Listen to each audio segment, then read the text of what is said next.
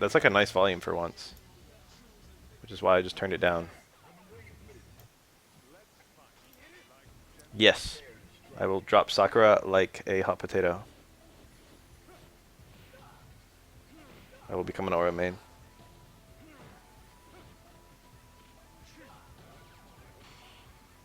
Who are these two? If I don't like Oro, I'll keep playing Sakura. But, you know, it really just depends on how they design him. I think they would have to, like, really try to create something I wouldn't like with Oro. Like, I think I'm not 100% sure I would play him on principle, but I think I would.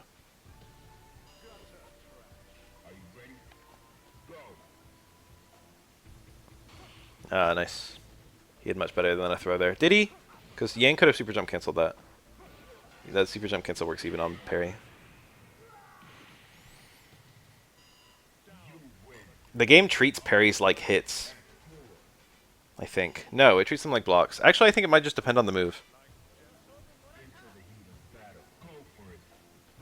Because stuff like SA3 Ken doesn't play out the final hits on parry. Does the same thing on block and parry.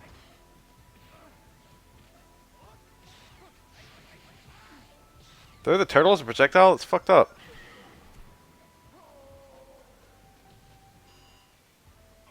There are little things about Alex which I wish they didn't change. Like the Stay in Fear situation. But I think that they've come to some interesting things out of that. I wish Towards Strong was still like a good poke, and I wish that Close Forward wasn't gone.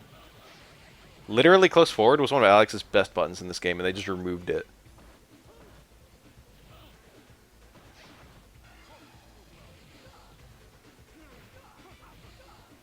If it was like a fast medium, he would have fucking died for that shit. And by fast, I mean 5 frames.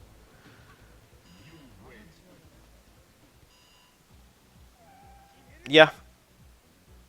They kind of combined them into one move. They were already very similar in Third Strike.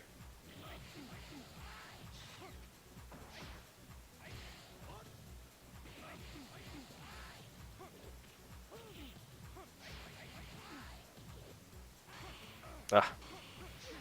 This is a hard round to win. Now it's impossible.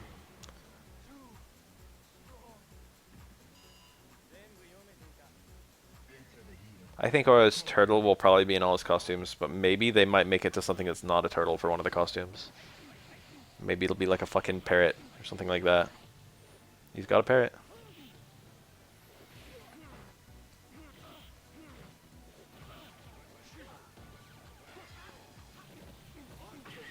A beach ball. For Aura's swimsuit, where he's wearing one of those banana hammocks. Do you guys think there will be a Oro banana hammock fucking costume?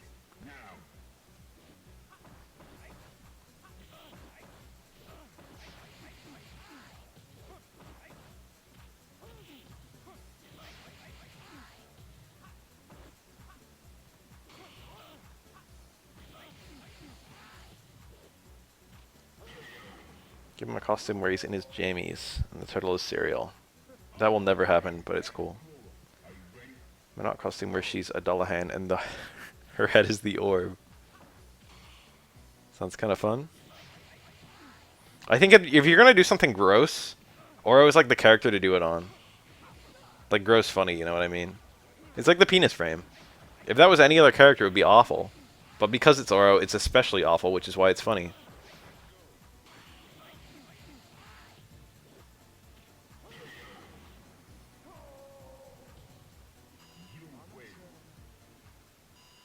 If any other character, it would be outrageous.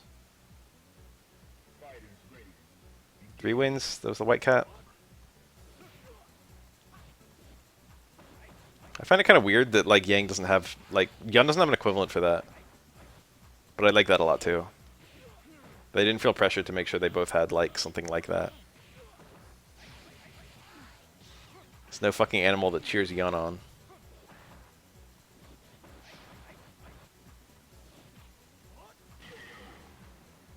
I like don't know what it could be if it's not his dick. It's definitely a part of him, since it changes color with his skin tone. His hand would make kind of sense. It could be his balls. You guys ever hear that turtle Dana Carvey fucking trivia? It's the only good thing to come out of 9/11. When they were recording Master of Disguise, they were literally recording fucking the Turtle Club scene on the day of 9/11. And everyone on set like fucking had a moment of silence for 9/11 while recording one of the fucking worst pieces of cinema. It's famous trivia about the movie. It's just funny in general. It's such a fucking shitty scene of a pretty shitty movie that happened to coincide with fucking 9/11. It's just hilarious. I'm sorry. 9/11 isn't hilarious, but the fact that 9/11 happened during the fucking Turtle Club recording is funny.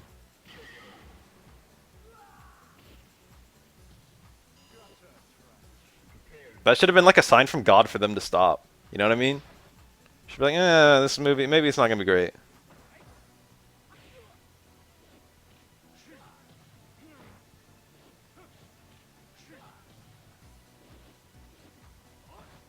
Oh.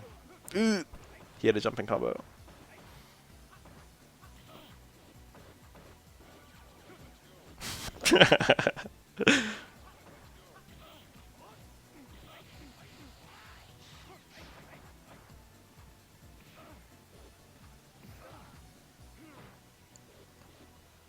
We need healing in this country. Dana Carvey, Master of Disguise. The people need it. Blocking there was so scary, but like Dudley had no play. Parrying was even scarier.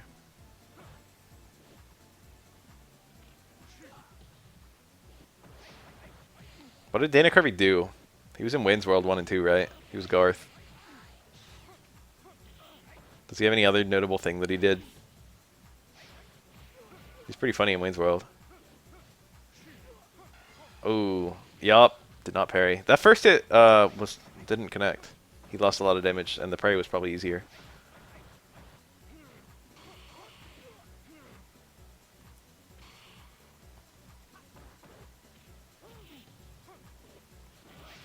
Nice.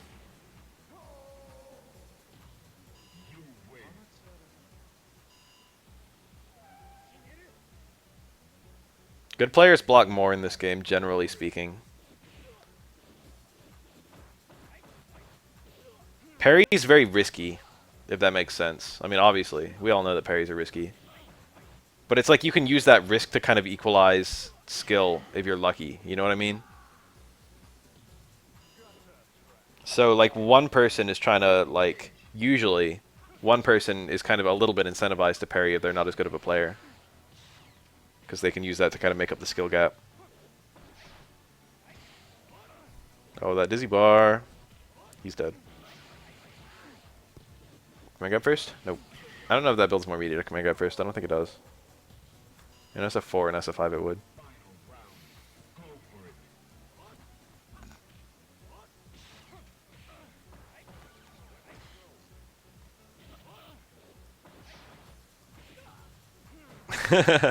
Well, of course, I'm not saying... the thing is, good players are often good at parrying, and bad players are often bad at parrying as well. So it doesn't actually... The degree that it mitigates the skill gap is very small, if it even happens.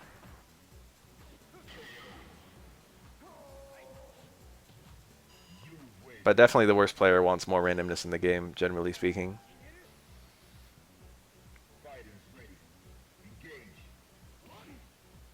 If you're getting, like, out-neutraled, you need a parry to, like, to tear apart the neutral.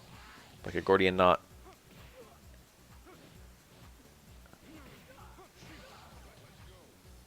That ain't no real shit.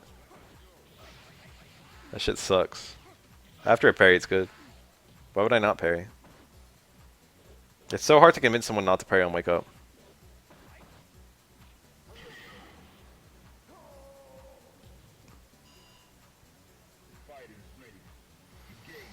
I'm gonna say something that you may not believe, but it's the truth, I promise. Oh, that was a standing opponent. Nothing possible. Um, it's possible to play around Oro's close strong so that you never eat it.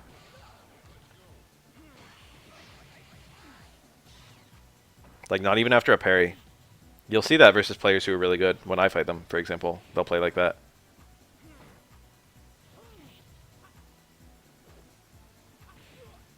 Go watch me versus Neem.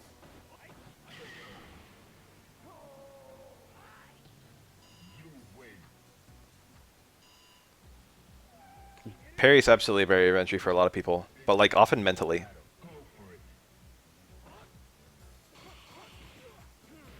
A lot of people just like assume that parries are hard to learn and don't even try to learn them. So in that way, it's very obviously a barrier to entry.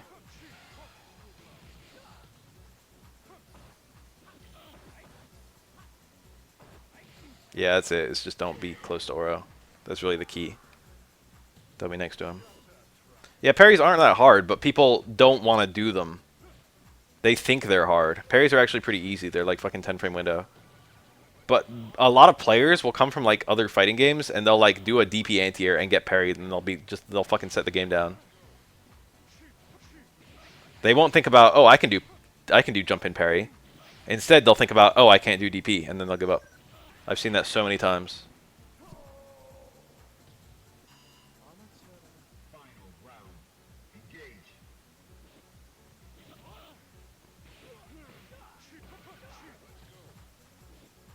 And they definitely create a barrier of entry because they're knowing when to do them.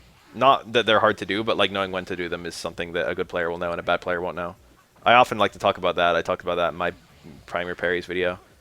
Is uh a lot of like bad players will be at like a deficit and they'll literally just like stand in place, and if you get next to them, they'll start tapping forward. The chances of that working are pretty low, especially if someone knows you're going for it. But even if they don't know you're going for it, the chances of it working are pretty low.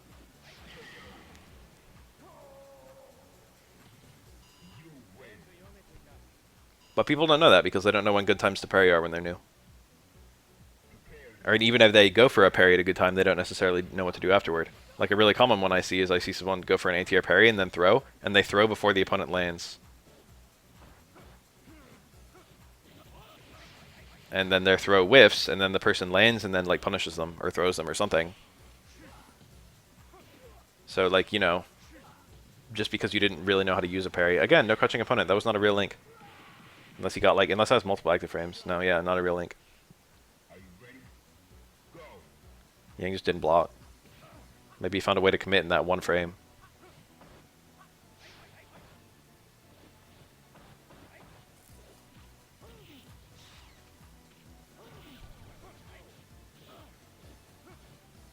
Yeah, the Oro unblockable loop is not too hard, but it's definitely not free. It took me a few years to get it to a point where I was getting it most of the time, and I still drop it like with decent regularity.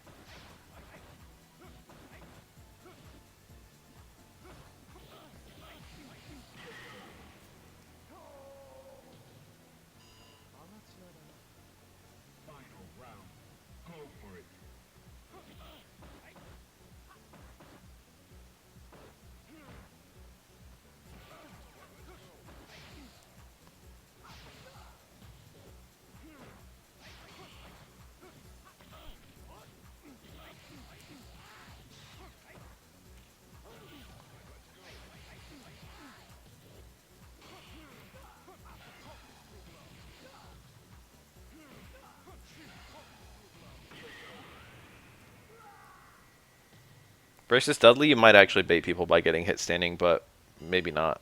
Ken has 2 hits to react, so he'll usually see it. No other character links out of overhead into super that much. Like, a lot of characters can do it, but you don't really see it apart from those 2 most of the time.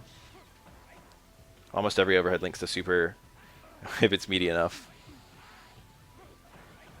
And every single character in the game has meaty universal overhead into something if it's meaty enough. But that's really hard to time, and most characters don't really have a setup for it.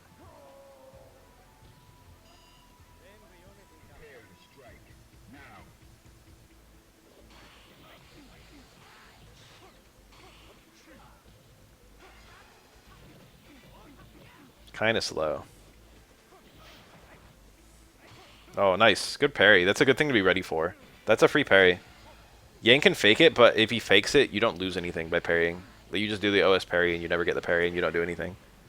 There's no downside.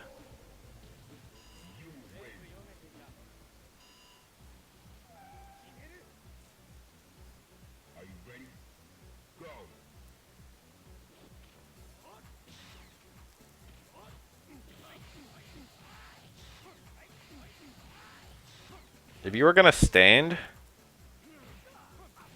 Ken's SF5 overhead, why wouldn't you just stand block it? If you're already committed to standing. It's like really unsafe on block. So let me eat the overhead.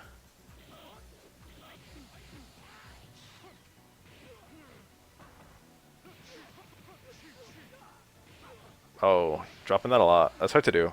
Depends on the character. Sometimes it's free.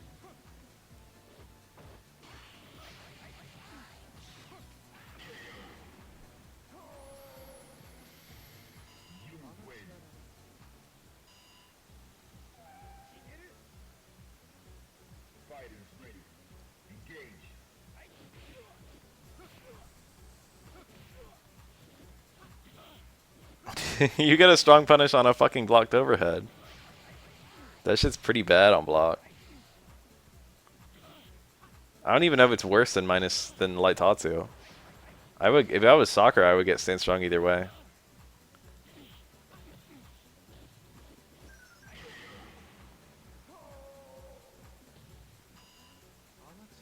SF5 is probably over once the new character comes out. It's probably like another year that people are gonna play it, or two, 1 or 2 years, and then Street Fighter 6 comes out. They intended for Season 4 to be the last season, and now they said they're intending Season 5 to be the last season. But they've always maintained that as long as there's interest in the game, they'll keep updating it. Really? Oh, I believed. Kind of weird punish. He wanted the mid-air connect so he could get the juggles more easily, because you can get like a jab reset there, but it's easier if you get a mid-air connect. But he actually got it too high up, and then with his perfectly timed roll, he got a cross under.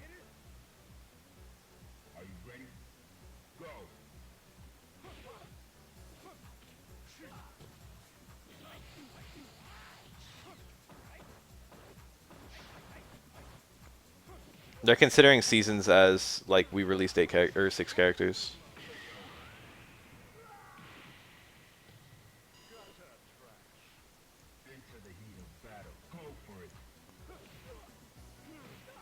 The characters in season 4 were released super far apart.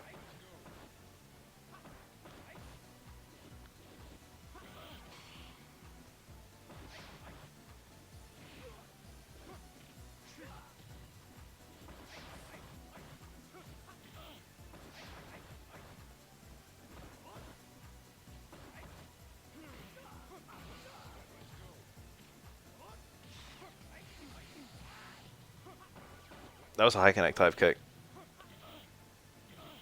The high connect dive kicks are still scary. That's the goofy thing in this game. That's why twins are so stupid.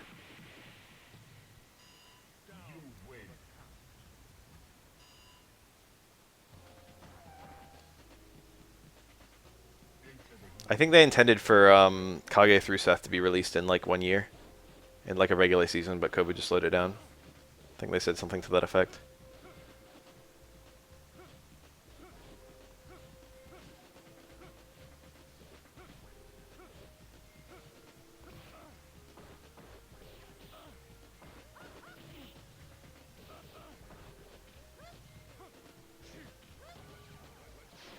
Nice. Really interesting reply. You couldn't keep her in the corner or anything, though. Pretty much a death zone.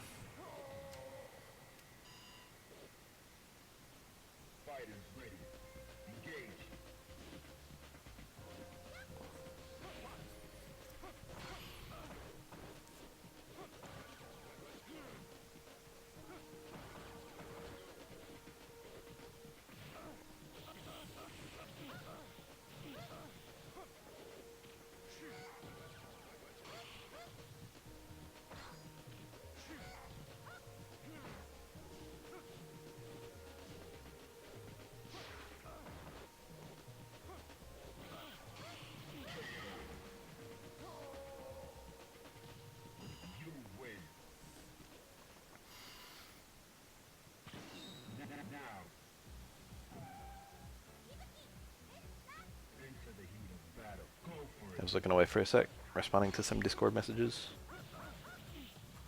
Ibuki got it. Ah, far fierce. Was that wake up DP? It traded. Good trade for Dudley. Ah, Ibuki melts. I feel like she didn't even need that many hits. You know what I mean? She just died. You breathe on Ibuki. I think Ibuki has the second lowest health in the game, right? Or Twins lower. I think Twins are lower. It's like Kuma, then Twins, then Ibuki. I don't remember. Someone look it up.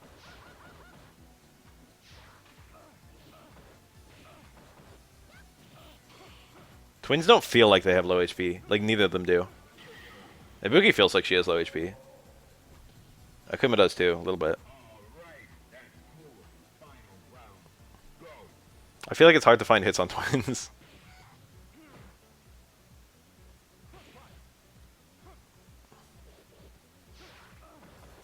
Oh, Twins are lower. Just a little bit. Very close. You wouldn't really notice a difference, I don't think.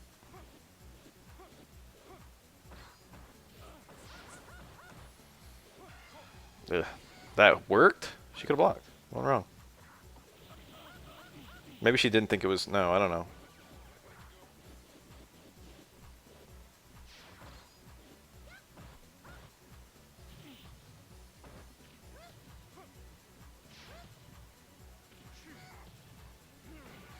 What do we know about KOF mechanics for 15? So far, it just looks like... I mean, I don't know. I'm just watching the trailers. Ooh. No! Shitty punish.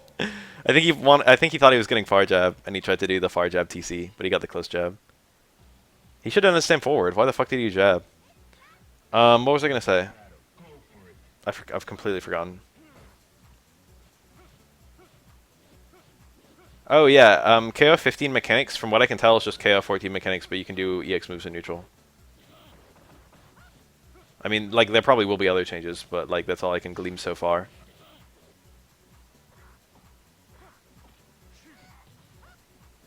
Most KOF games don't have special to super. And KOF 14 does. And 15 does. A little bit of a departure for the series. Usually it's gone by Street Fighter 2 mechanics where its specials... Supers are like a kind of special move. So they work in the same cancels, but you can't do special into super. In a lot of King of Fighters games, you've got like some kind of different cancel from special to super, but it requires like some kind of like different thing.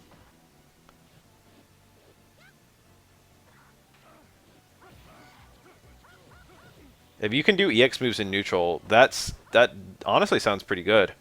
Because you would still use the EX moves in neutral just for the combo extension or the invincibility for something, for example. But the price, you know, you can get 2 EX moves in a max mode, but you can only get 1 EX move if you just do a raw EX move. So, like, you know, it seems like there's already a good balance there.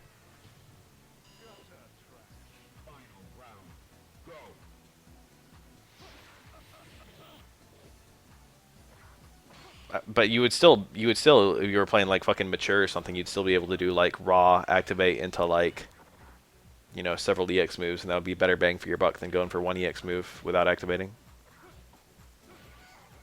There's like a lot to consider, which I like. But I don't even know if that's the full mechanics. Ah, what was that? Why did he do it? Oh, the fucking reset worked. This is probably death. That parry's not super hard, but he couldn't fuck it up at all, basically. Can't wait to see how Shermie looks in 3D.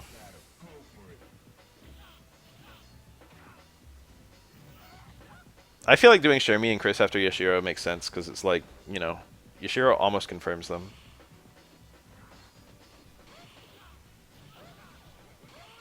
Cool. Of course Ken Player's going to do reversal hard DP there.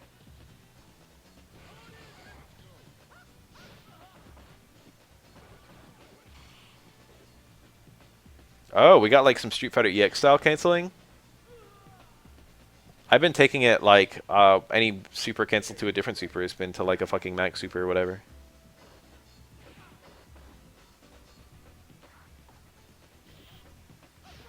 Ken's hard DP is actually invincible. I like didn't know that for years.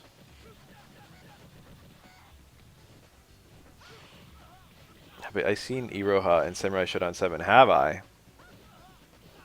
Or do you mean gameplay? I've definitely seen pictures of her. I'm in love. Iroha is my fighting game wife, and I don't know a thing about her except that she's a bird.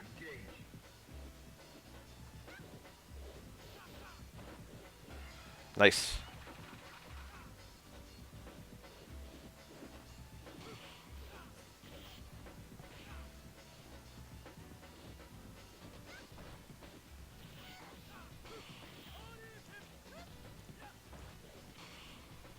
Double jump, my favorite.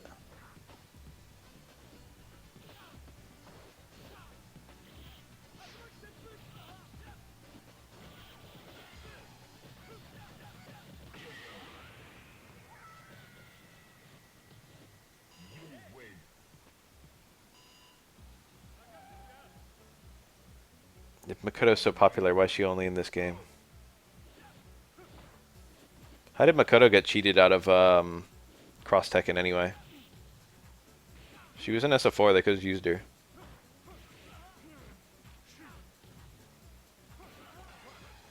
Ibuki and Dudley both made it into Cross Tekken. And Elena.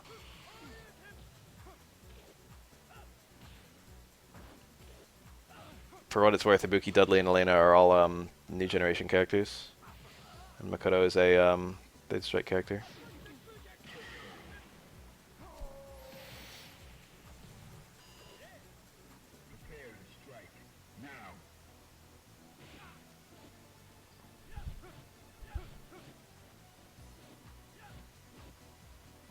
Ugh.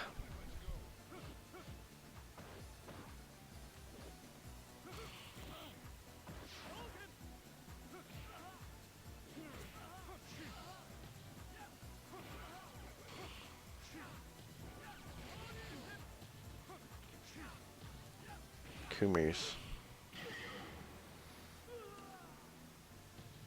I really hope that, Virgil. To be 100% honest, I want that.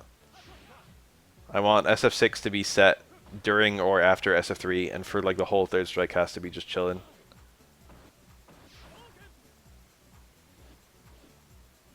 I would actually dig fucking Street Fighter 20 years later. Every now and then that comes up in discussion. I'm just like, playable Mel.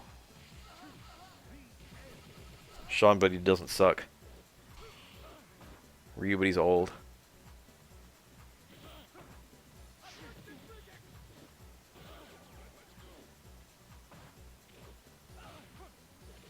Beard Ryu needs to be default Ryu, like Beard Dhalsim is now default Dhalsim. I never realized how much Dhalsim needed a beard until I saw it. I was like, Parry? No, he doesn't need to parry. What am I talking about? This Ken. Ken can punish with like super always, and I think low forward always.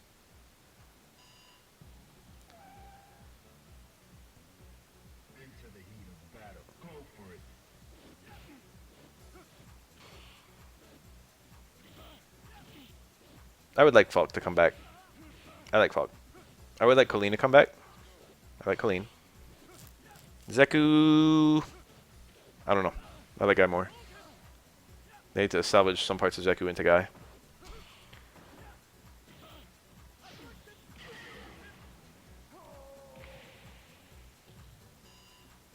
Abigail can come back. I like Abigail.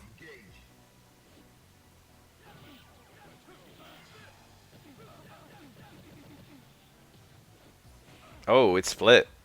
Zeku and Guy are both popular. I want Fung to come back, but I want them to overhaul his gameplay. I'm not impressed. Same with Jury. I want Jury to come back, but I need another gameplay overhaul. They need to, like, they need just to make Jury a beginner character. That's what everyone wants, from the best that I can tell. Just give Jury, like, a fucking uppercut and a fireball. I mean, she already has both, but, like, you know, make it shadowy. Just like a no bullshit fireball.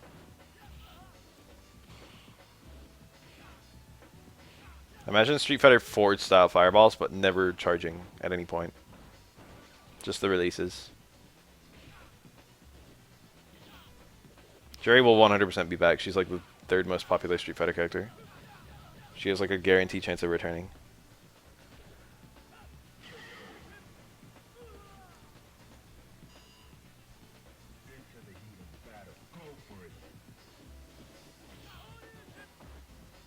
Not including Fong. I think Fong has the single best chance of anyone to return, followed by Rashid. Oh, nice. That is pretty hard to time. That's alright. He was alive after he died. There was like a follow-on thing with fucking his protege or some bullshit like that.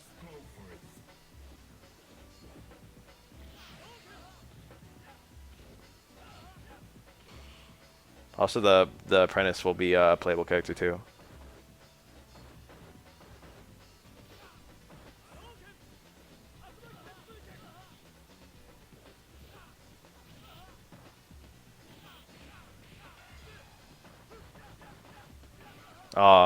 For 1 second I was like, maybe there's gonna be a double DP here. Ooh, Blue Cam went for it. That shit's hard. I had to do a bunch of double DPs to record the Ken video, and man, it took a while to get like good clips of me getting double DPs when I wanted them. Ah. What are these meaty stained fierces? Oh, that was nice. That like spaced him. That was like a setup. I've never seen that setup in my life. It was like close fierce on hit, low short, universal overhead. Wild. I mean, on hit and block should be the same distance, I think. But like close fierce, low short, universal overhead. What kind of setup is that? It's weird.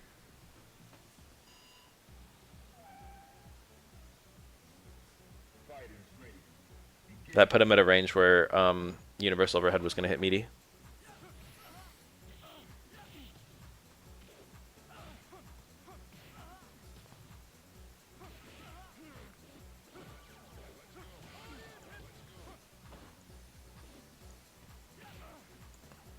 Non-swearing shit brain. Quality post. Ah. Ducking into throw is so, like, basic, but it's... No super? He really saved it. That was risky as fuck. Why would you not buff for super there? What's the downside? I don't know. Sermanos EX. Oh. A lot of Dudleys just do ducking straight or ducking up there. What was that? Dudley was, like, surprised at the way that EX Tatsu left him. I think he might have checked his swing there because he wasn't sure if he hit too early. There's some questionable decisions. No, cool punish.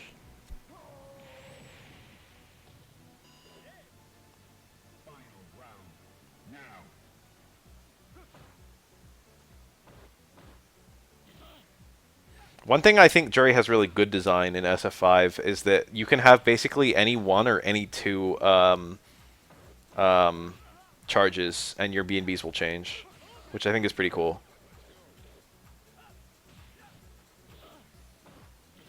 But that's actually like super annoying to actually have to deal with as a player.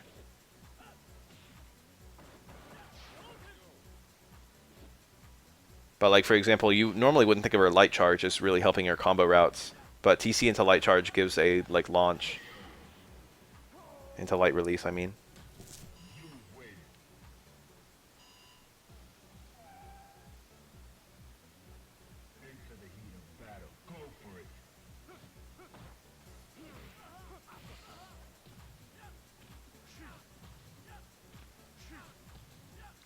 It does make her more needlessly complex, and she's only a little bit rewarded for it, because those combos are better than her basic B&Bs.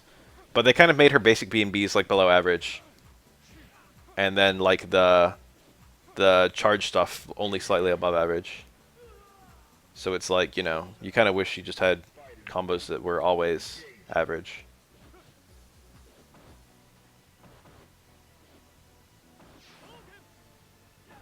Yeah, Ken is ugly as shit in SF5. I actually prefer SF5 Akuma, but Ken... Ken's a mess.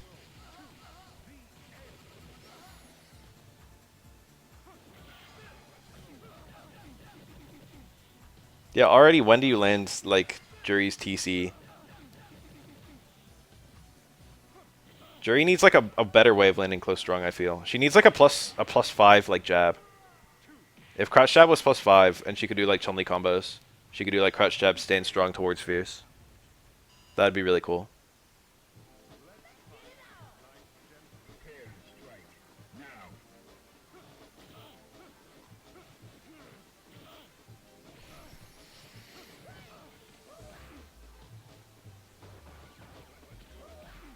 Oh, Jury's bizarre situation with her plus frames.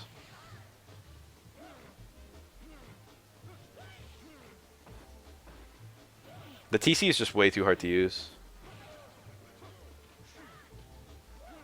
Oh no, you can get 6 of these! Help! Did you see the fucking health before he ate that? Oh, okay, never mind.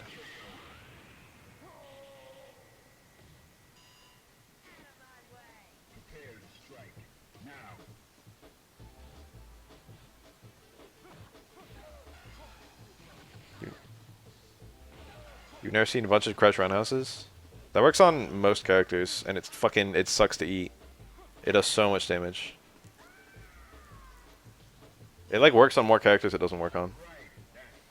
Not Ken. Dudley can actually do different versions of it depending on what character he's fighting. Like, it does a bunch of damage to land repeated crouch roundhouses, but on some characters you can mix in short swing blows, and that does even more.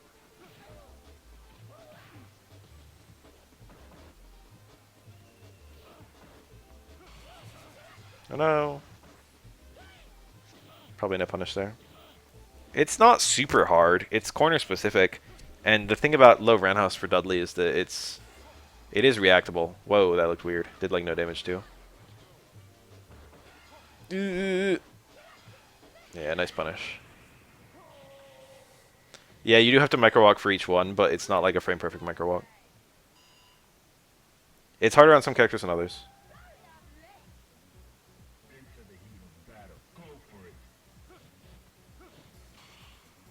EX2 Plus is like for real the most underrated Street Fighter game.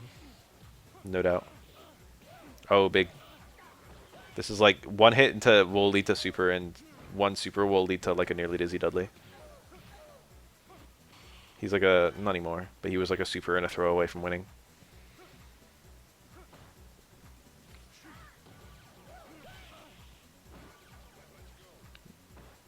Oh, look, the combo. Crouch hard kick, light machine gun blow towards medium kick, hard jet upper. That's like a very, that's like the weakest one. That's pretty hard to do too.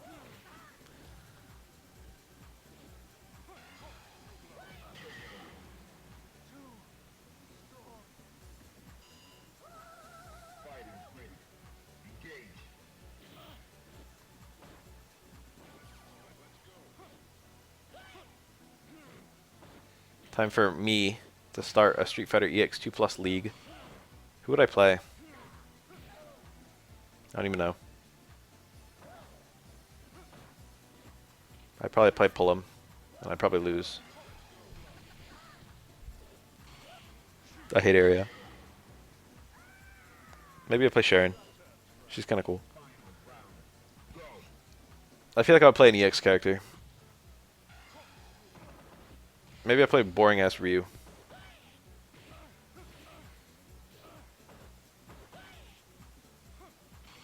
These are a-cho replays. D-Dark is neat. D-Dark is the kind of character where I could see someone really wanting him to like be in any other game. You know what I mean? He's got like a kind of cool design. He's got a cool gameplay style. Very unique. He's basically like fucking Sub-Zero with the ice clones, where he just kind of leaves a projectile on the screen and then makes you wait. Someone link this man a-cho. Game a-cho. These are Japanese arcade replays. You can see it written on the screen here. a-cho. A-cho.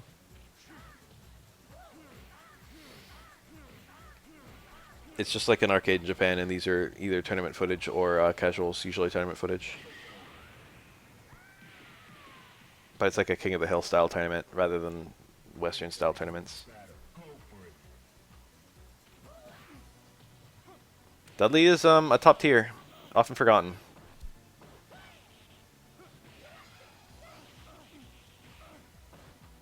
When people list top tiers in this game, Dudley's definitely the slept on one.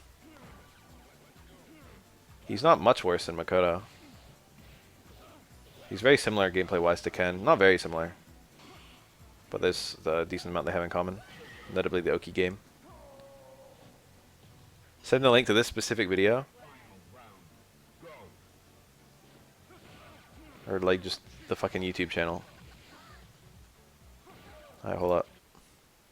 Oh, never mind. Oh, yeah, God was cool.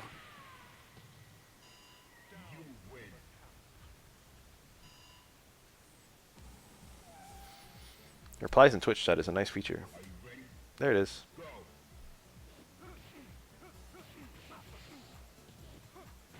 Full of excellent replay footage.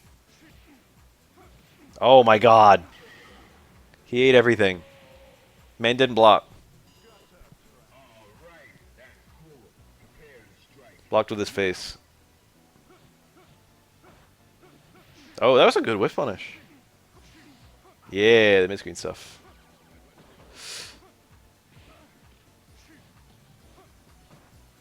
Oh, that was nice. He probably hit a juggle there to kill. Be weird to hit it, though. That far strong anti-air, if that was parried, Dudley could have done TC, and he also could have done raw super. And he also could have done ducking super. So there are a lot of ways that Dudley can make you cry with his anti-airs. The two different cars.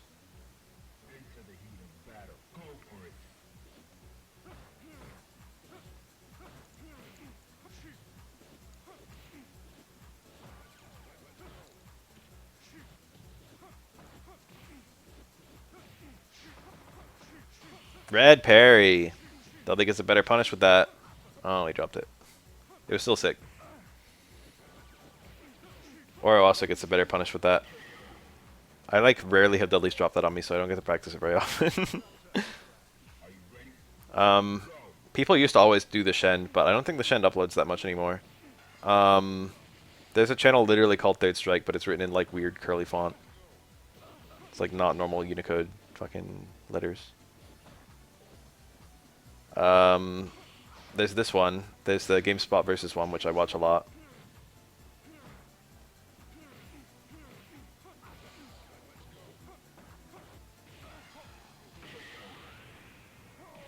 And then a lot of players have their own, where it'll just be like them playing. Like I follow the Eno one. He could have parried that. He didn't commit.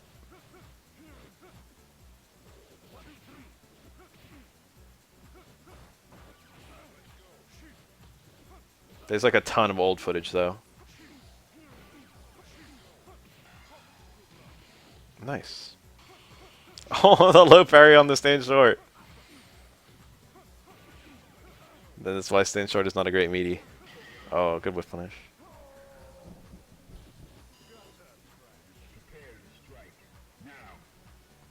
You want your meaty attacks. Oh, beefy. That's beautiful. Couldn't he have just done Stairman though? Maybe he was afraid that it would connect too high. Stairman is a bit slower, so if you get a high connect like Jump Fierce or Jump Roundhouse, Stairman won't always combo.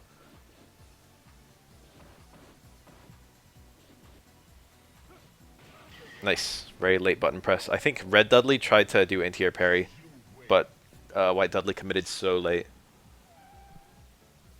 that Red Dudley had already pushed a button. Parrying the button has a window after your parry when you hit your button where you're not parrying anymore, but also your button hasn't hit yet.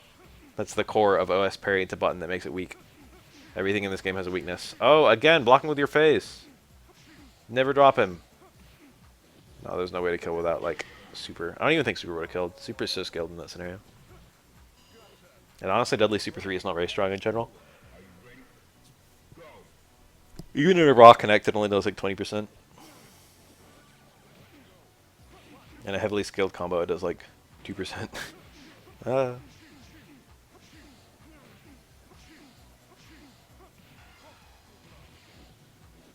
Does combo from everything. And it gives a hard knockdown. And it stores a lot of meter. These are all important factors into it being a good sleeper. It's also fast as shit. It's one frame startup.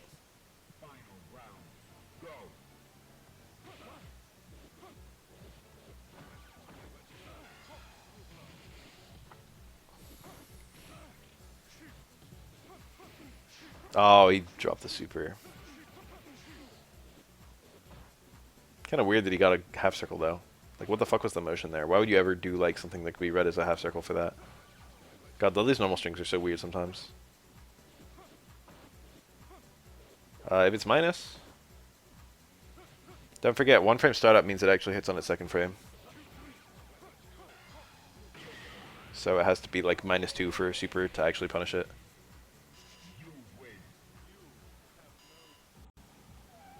There are attacks in this game that are plus though, here and there. I wouldn't say that Oro's SA3 or SA1 is that good. It's a meme. It just gimmicks people. It only has like one matchup where it's actually like a serious contender for being used, and that's Denjin Ryu, and that's to use EXSA1 to go through Denjin. But I still wouldn't call that justification for picking it. Ryu and Elena both see all supers with decent regularity. They would be the really obvious ones. I would say they're the only 2 characters that really see all supers. SA2 Dudley is not horrible, but you don't see it very often. It's kind of got too much opportunity cost. Same with Akuma. Not really so much Akuma. Akuma, like, almost doesn't matter. SA2 and SA3 are not bad for Akuma, but SA1... it's like his super setups are not great no matter what, I feel. Or, like, they're okay. And they all do kind of similar damage. SA1 stores more meter than SA2. And it's better for, like, anti-air stuff. So, yeah. It's, like, worse after, like, a parry into low strong. But only somewhat worse. It just won't work from as far away. It's also cheaper. These are all factors to consider. Generally speaking, it doesn't matter which one Elena picks between SA1 and SA2. SA2 is a little bit better, I think. Just because parry into low strong into Super 2 is more reliable. Ryu SA2 used to be used a lot more, but now not so much. But technically speaking, like, it basically ends around when you land it. You can do it after any parry. Well, not any parry. Well, most about any parry. And it's very fucking rewarding.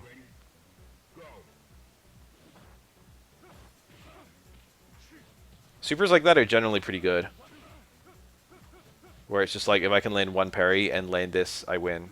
It's like Q Super 2 is like that as well. Makoto SA1.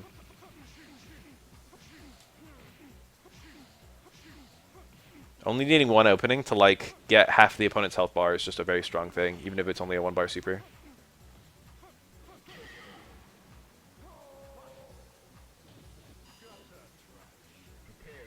SA3 Ryu doesn't really have normal punishes.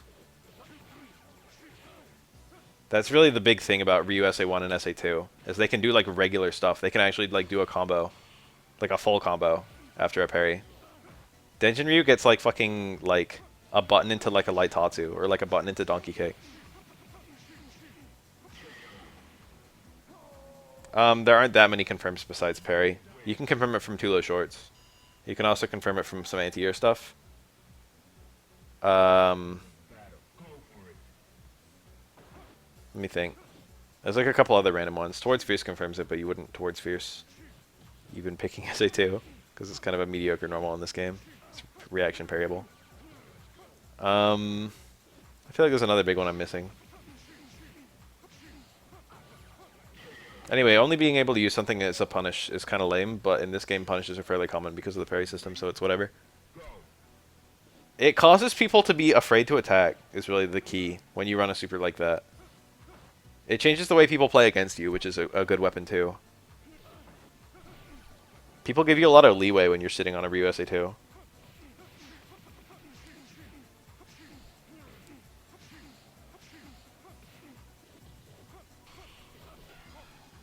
Like, maybe they won't push a meaty mix-up, you know? Maybe they're afraid that you're going to wake up parry and then just murder them.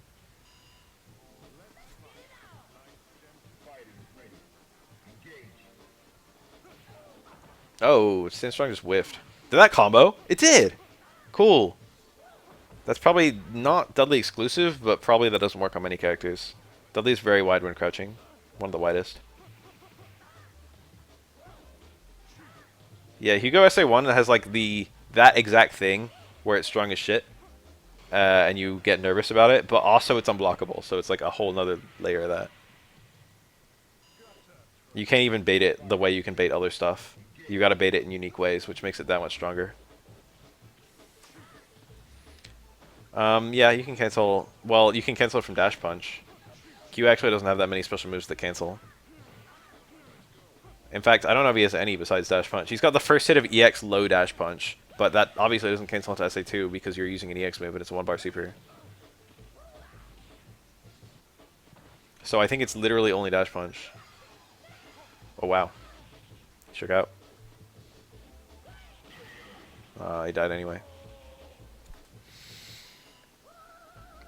Standing 360s are pretty easy. Standing 720s are the easiest they've ever been in the franchise in this game. When you super jump, which is just down then up, any down into any up direction. When you super jump, it causes you to have extra pre-jump frames. And Hugo already has the most pre-jump frames in the game. And with a 360 motion, you'll naturally get a super jump.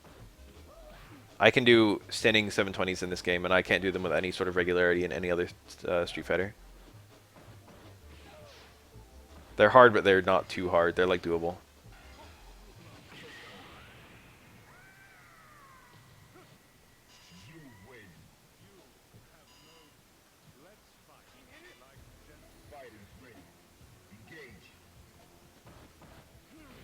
The thing about Q's dash punch is that it's a charge move, so you can't really do it after a parry. So Q can't really do like parry into like low forward into dash punch into SA2. So you've got a different confirm into SA2, which is a big weapon that Q SA2 has over. Fucking Dudley's dropping that combo. That's a big weapon that Q SA2 has over Ryu SA2. Is that you've got like an actual special move you can go through pretty easily. And dash punch into Super 2 like almost always works or always works.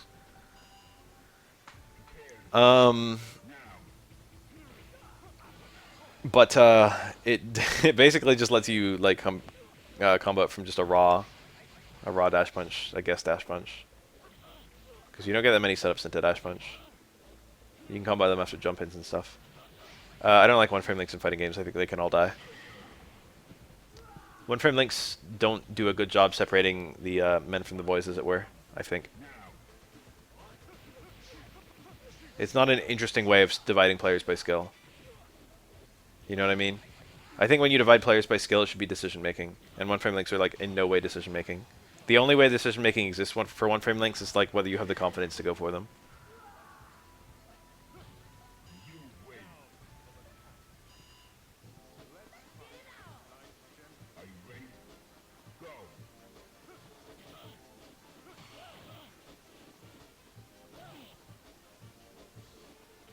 Two-frame links I'm okay with.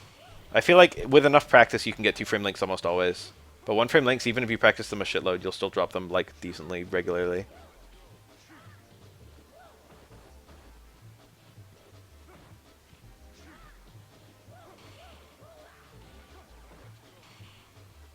I think it is a little bit fun, for what it's worth. I think it's a little bit fun to watch someone do something that you wouldn't feel comfortable doing yourself. And a one-frame link is pretty good for that, you know?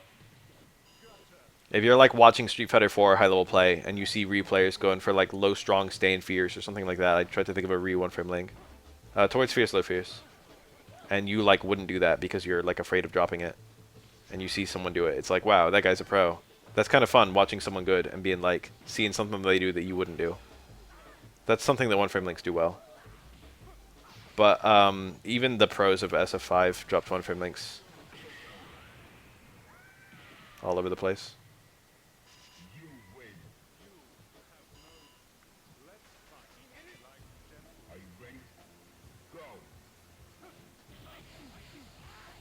I think execution barriers can be okay, but it's something that any player could learn to do.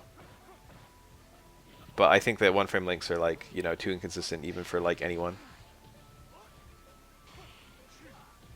But like FADCs are a good execution barrier, for example, because actually being able to do an FADC is not very hard, but they're super hard if you don't know how to do them, if you've never done them before. What's up with this Dudley and his motion? He shouldn't be getting that. That's super weird.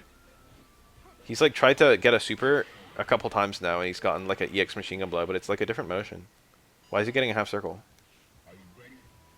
He should be buffering. I get why he's getting EX because he's trying to piano, but like you should you should do something where you just get a normal.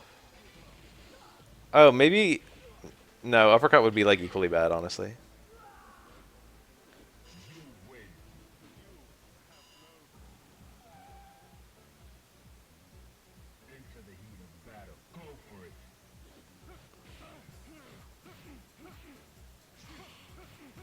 Well, you can know the one-frame links for your character is the thing. Like, back when I was pretty new to SF4, SF3 doesn't really have a whole lot of links in gameplay for the most part. Especially not for Oro. It's usually just links to Super.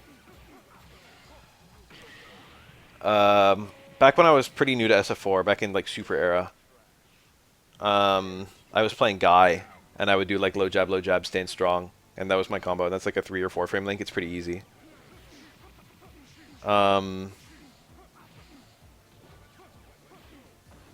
But then I would watch, like, the pro guys. I would watch, like, B-hole guy or whatever.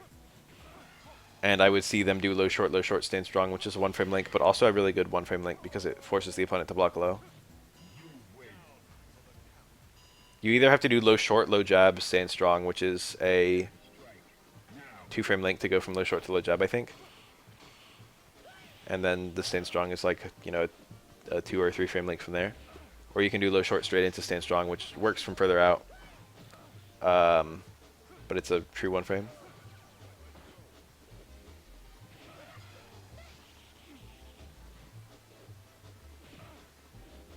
Anyway, I would see like the really good guys of the era do those one-frame links, and I'd be like, wow, these guys are so much better than me. In SF4, you don't, I mean, in SF5, you don't really see that so much. I see high-level soccer players doing stuff that I can't do, but it's not like that. It'll be like rock and framing low forward. I can't do that yet. Beautiful. Get that meter. Look at that bar. He gets meter for every parry. He's already got a full super. He's going for another one. Oh, he actually weathered the storm. He got the whole punish. Necro cannot match that forever.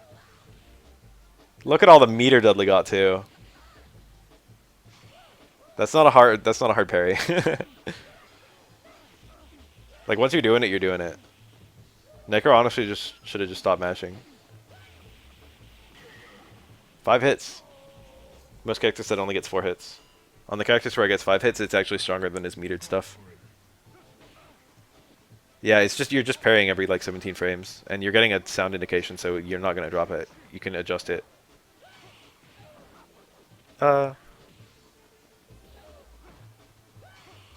Meter doesn't win the round.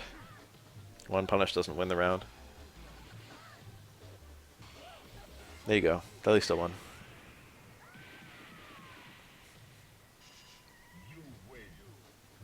I said parries don't build that much meter, but when you do that many of them, it's kind of impressive watching the meters fill up.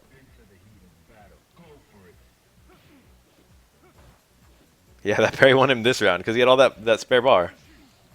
This is true.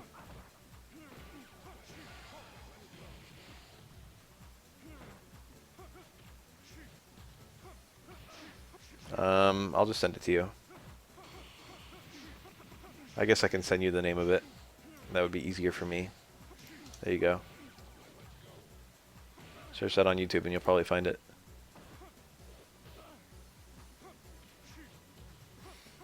I have no idea how they'll approach Oro.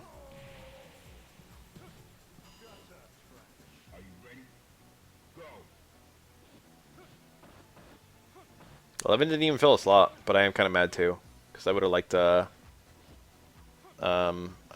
to actually be in the game.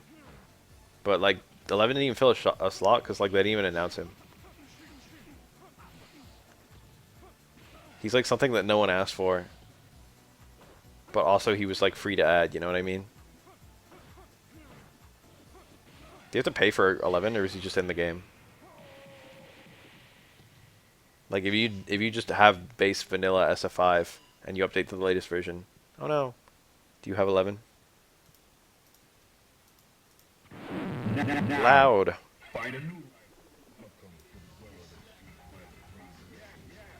Isn't uneven? Oh yeah. That's probably true.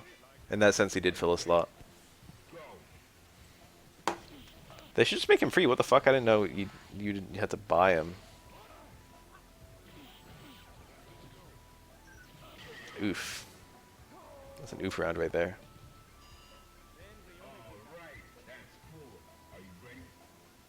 I already know he only turns into characters you own. It'd be pretty funny if he turned into any character and not just characters you own. But then imagine if you want to play on... That'd be like a good, like, what's the word for that? When you annoy someone into buying something. It's got a funny name. It's like Nag something.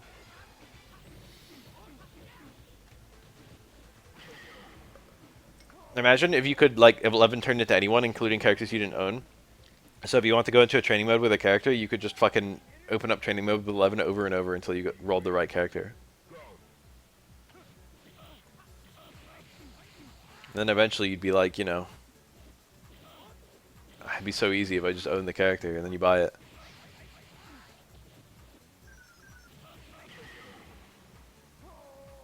I have to roll the correct V system. Yeah. You can theoretically change that in training mode. I don't know about with 11 though.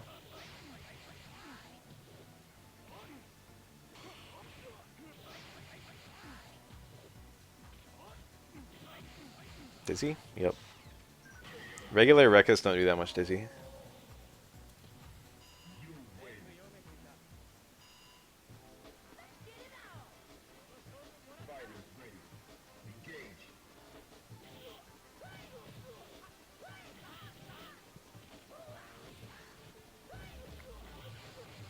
Did that combo? No way.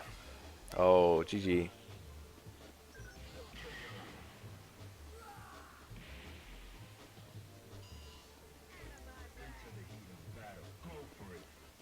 Shoutouts to this game, where the only way to play as Gil was to play as 12 with X copy and then get through the entire game, and then transform into Gil. Isn't that kind of funny, retrospectively, that you could do that? Like, they had to make a fucking playable moveset for Gil. They had to give him inputs and shit. And of course, in the console version, they made it so you could just unlock him. You have to beat the game with all characters or something like that. Necro is, like, hard to place. There have been a lot of people who have had good success with him over the lifespan of the game.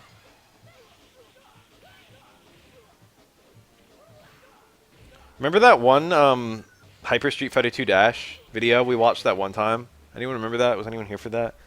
In normal Hyper Street Fighter 2, you can only choose characters from the version of the game they debuted, playable. So even though the boss characters were in like the vanilla version, World Warrior, you could only play as them in Hyper in Championship Edition onward. And there was some version, I've never heard of this before until I saw this one YouTube video of it. It was a bunch of people playing Hyper Street Fighter 2 Dash. And it was just the same as Hyper Street Fighter 2, except it had the boss characters from World Warrior playable.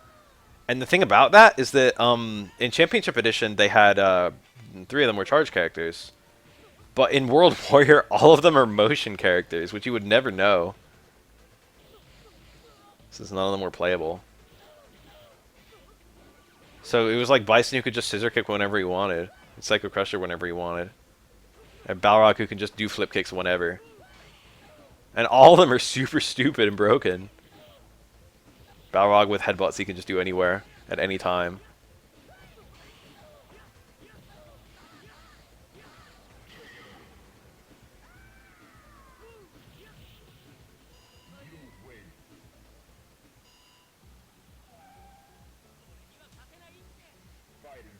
The game was called Hyper Street Fighter 2 X, Hyper Street Fighter 2 Dash, or something like that. And it's the only time I just found like one random YouTube video of people playing it. It's Japanese footage. Never heard of that game before or since. Whenever people talk about Hyper Street Fighter 2, they're talking about like the regular ass Hyper Street Fighter 2, which is just all versions of characters playable. So you can play some World Warrior Guile versus fucking Super Turbo Fei Long if you want. Yeah. Alpha 3 Vega can do that, and also Street Fighter 5 Vega can do that. They brought it back. Oh, he thought he had super time left, I guess? I don't know, it looked like it was out to me.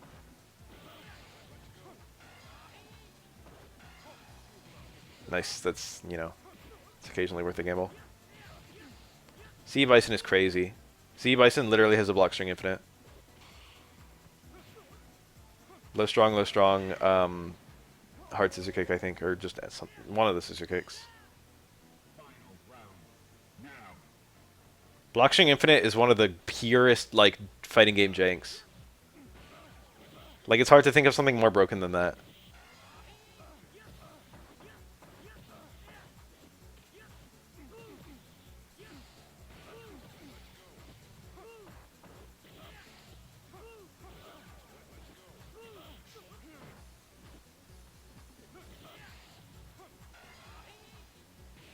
Ugh.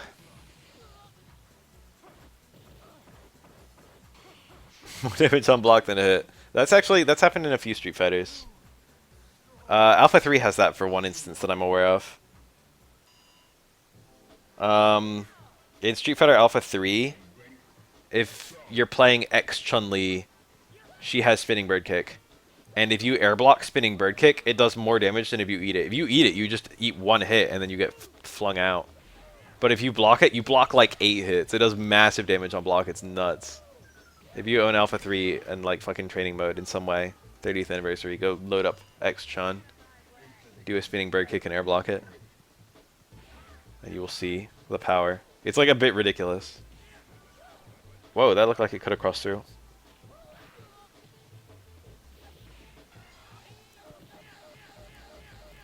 The Calm never cares if it's using charge moves in any version of SF2, I think. I think Calm Gal can always just flash kick whenever he wants. Yeah, that's a mechanic in Alpha 3. The further a fireball travels, the less damage it does when it hits.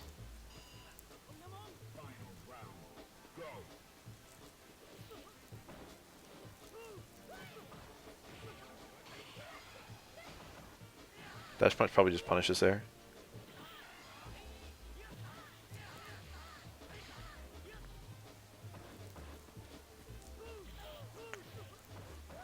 Alpha came out not too long after Street Fighter 2. And they were still reeling from how broken fireballs were in that game. Both this game and Street Fighter Alpha series are like, we need fireballs to not be that stupid.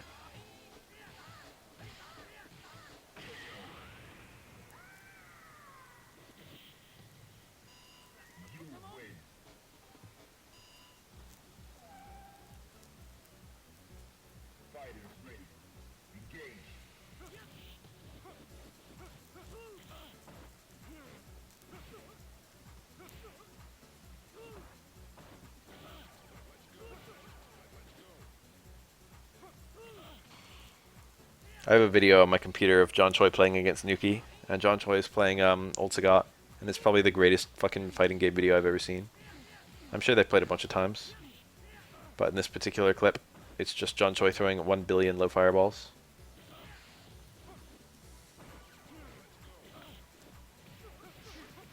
Versus new Chun-Li.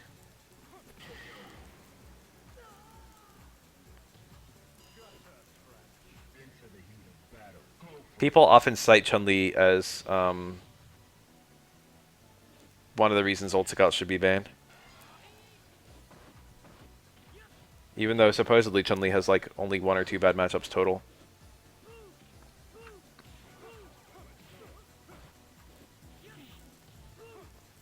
I can see that. Sakura is more anime. Street Fighter didn't used to have a distinctly anime style, I feel.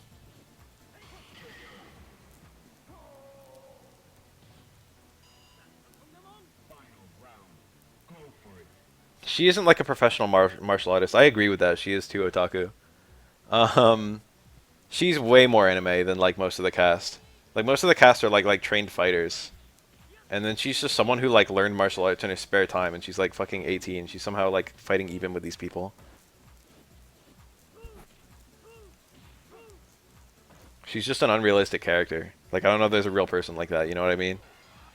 I think there's a real person like Dudley. I could even maybe buy that there's a real person like Yun, although I find that less likely. But characters like Sakura and Karine, I don't think there's a real person like that. There's no one real like Blanca or Dalsim. But they're not anime. Blanca's maybe anime.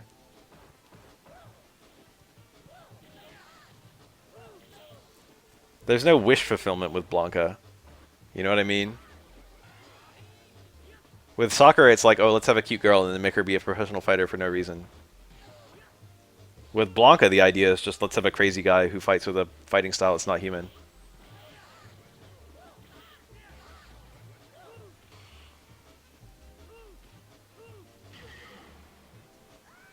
Look at that face. It's not an elephant, though. If it was an elephant, I would like it more. Sakura was in Rival Schools, but she's not from it. She cameoed in it. Rival Schools came out later than Alpha.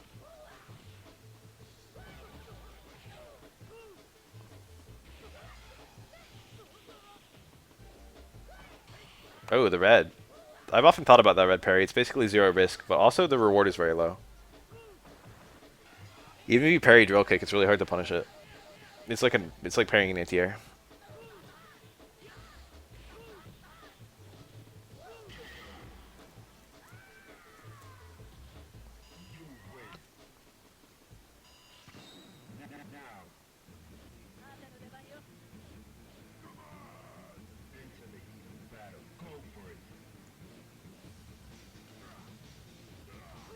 Nice. Jump strong, I think. Or maybe jump jab. Oh, that light shoot down backbreaker. A lot of players on both sides of this matchup say it's surprisingly even. Like 6-4 Yun. Right now it's looking like 7-3 Yun. That's all I gotta say. Ooh, I answered the question before it could be asked. How would I personally rate it? I think it's probably 6.5, 3.5. The truth is in the middle, right? I don't know, actually. I would say 7-3, in all honesty. I think it's probably worse than Hugo players say. Or, I mean, than Yun players say. And Yun players are like, oh, this is actually pretty even. I don't know, actually. It's hard to say. Hugo definitely gets mauled by Chun-Li and Dudley much more than he gets mauled by Yun. But, like, I still feel like the fundamental kit of both characters is just too, I feel like Yun's kit is just overall way stronger. But I'm not a Yun player, and I'm not a Hugo player. So their opinion is more valuable than mine inherently. I can only truly give an opinion on Aura matchups. EX Lariat would have worked there. It's okay to save it, though. If Hugo is playing SA1, they often don't use meter, even when it's, like, guaranteed. Because losing out on the threat of SA1 is occasionally worse.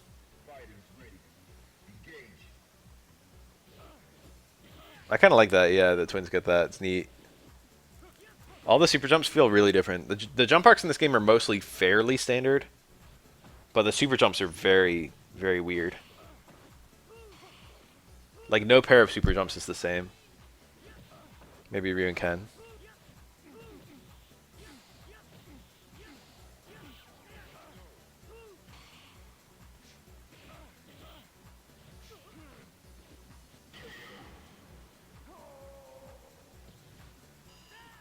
Yes. This is the bottom of an arcade. They're playing King of the Hill.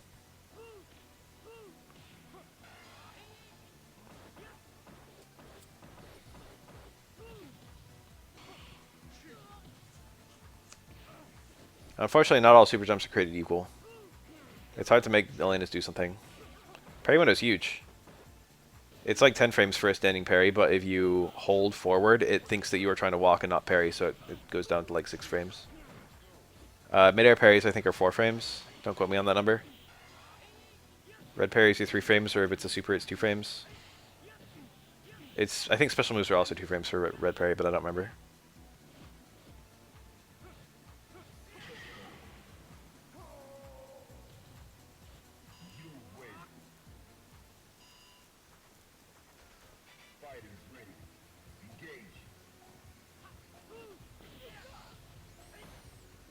Yeah, parries, it's mostly about knowing when to do them. But the actual difficulty of a parry is pretty easy. And then if you're parrying a multi-hit move, and the hits are, like, adjacent, it's 17 frames between the parries. For example, like a Shinku Hadoken that's 5 hits, your parries would be 17 frames apart. Because the parry stop is 17 frames long. So you're parrying every frame you go on to the next hit. Anti-air parry is smaller too, actually, I think. Don't quote me on that one. But I think if you're parrying an airborne attack, the window is a bit tinier. You don't really feel it. Air attacks are generally way easier to parry. Because you know exactly when they're going to be next to you. Nice throw.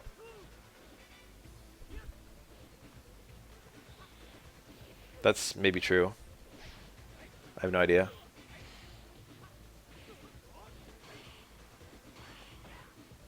People don't really discuss New Generation almost at all, and very rarely do they discuss Second Impact. Wow. Low forward EX shoulder. You don't see that very often. Did he want that? I imagine so. He could have been going for low forward super. Would have been a sensible thing to do, and I think he had full meter.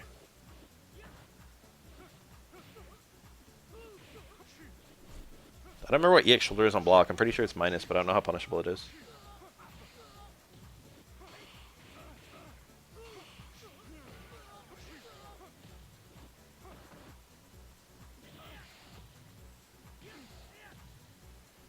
I know there's a cooldown for parries in Third Strike, and in New Generation there wasn't a cooldown for parries. I don't know if there was one in Second Impact. I think there was. I think there was a cooldown. But in New Generation, you can tap forward every 10 frames and get a permanent high parry. Someone told me that. I've never labbed it. I think it's true. It's hilarious if true.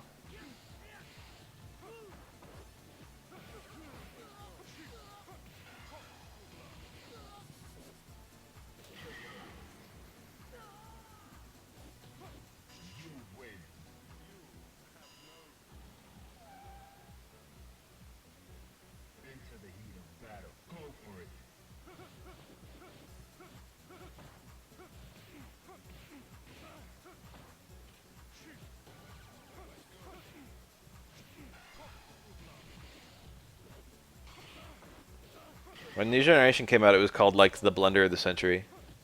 Okay, that's a bit strong, but it was called like the blunder of Capcom's fucking whatever. It was seen as a huge downgrade from Street Fighter 2.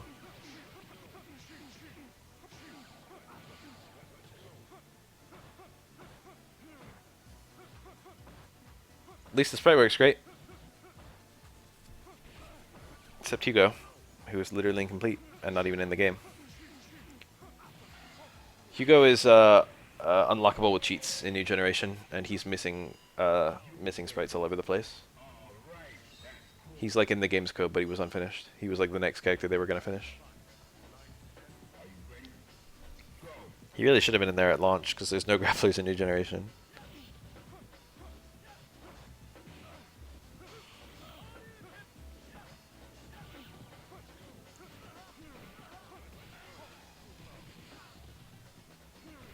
I didn't know that. That's cool.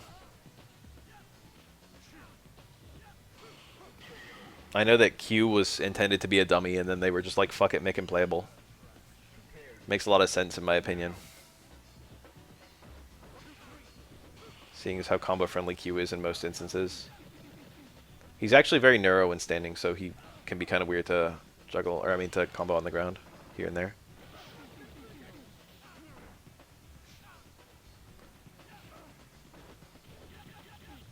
Look at all those hits.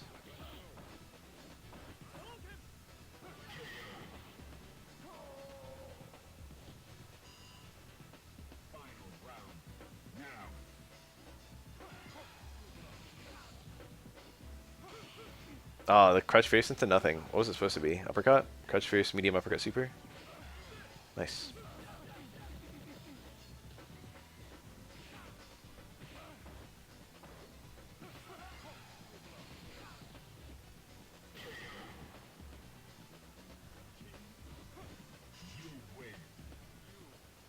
I think with Chun-Li they were intending for just a poking character. And they didn't know like how the synergy that there was going to be unlocked between her kit. Chun-Li, I feel like, is not immediately obvious to be a broken character.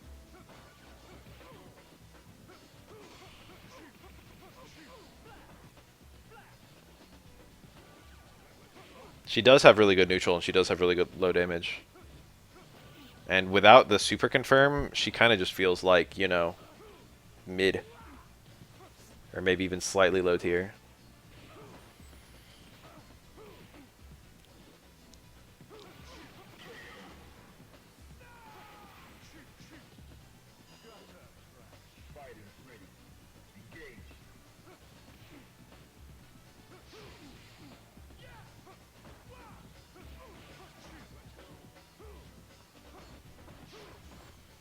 You can red parry that. It's hard to do though. All red parries are kind of hard. Ooh. I mean, they did a good thing in the long run. It is very memorable, her hair. And now it's a lot easier to do stuff like that. Nice. Love Alex. Love this color. That's not a punish. Safe though.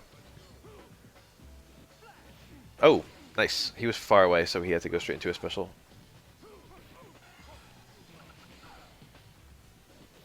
Oh, GG. Overhead super, low super.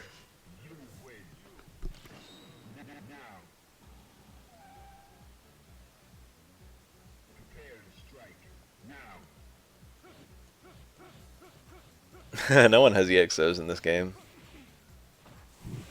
EXOs weren't a mechanic yet.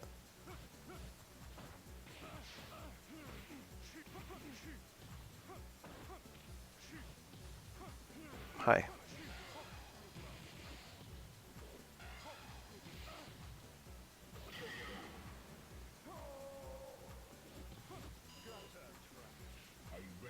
That's a good habit. Oh, stay medium kick too early. I mean too late. Some kind of anti-air got stuffed. What is going on?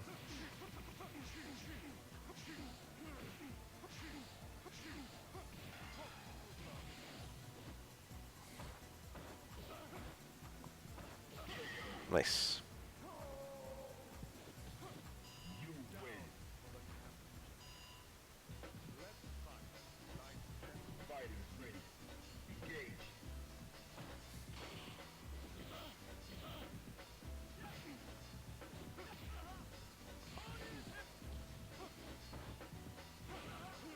Why does that stand medium kick have like 0 pushback? Delete Dudley. I hate that normal.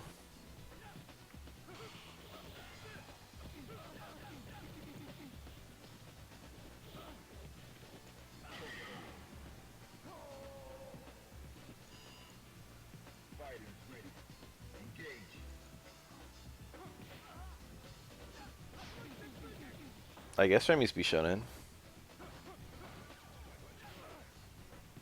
No, I've never done psychedelics.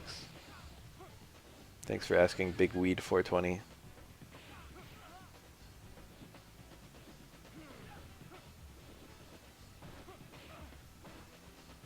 Oh yes, Bombay 93 from India. Am I right?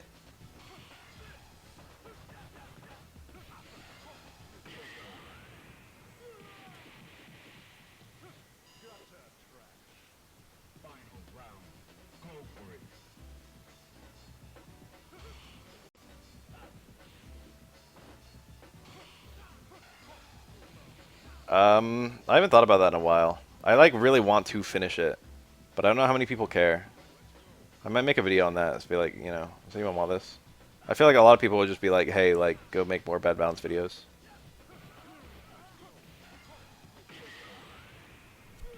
I think a Dan Omega video would be really fun at this point, because people could compare him to SF5. So it might be fun to do a Dan one.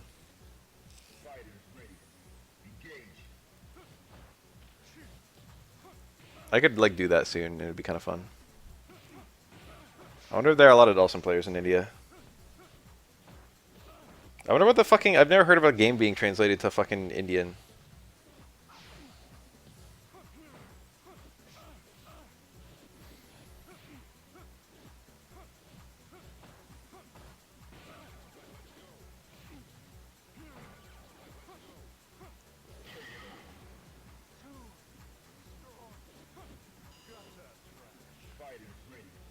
There must be a shitload of people there. Is that a good market?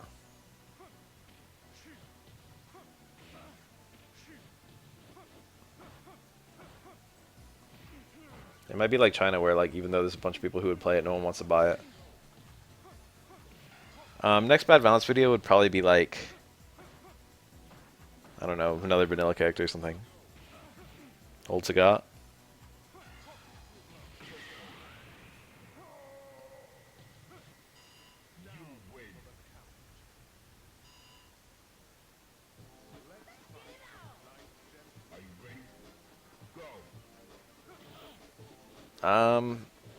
Japanese and Chinese have a decent amount of crossover that you probably might expect.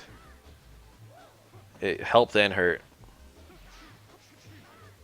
But I learned both in high school. And learned is a bit strong because I got like a passing knowledge in both. I've forgotten most of the Chinese stuff because I haven't thought about it since then, but Japanese I still like have enough relevancy that I like have been able to retain it. A non-SF bad balance video would be very difficult for me. Other people should do that stuff. Make videos for the content that you know about.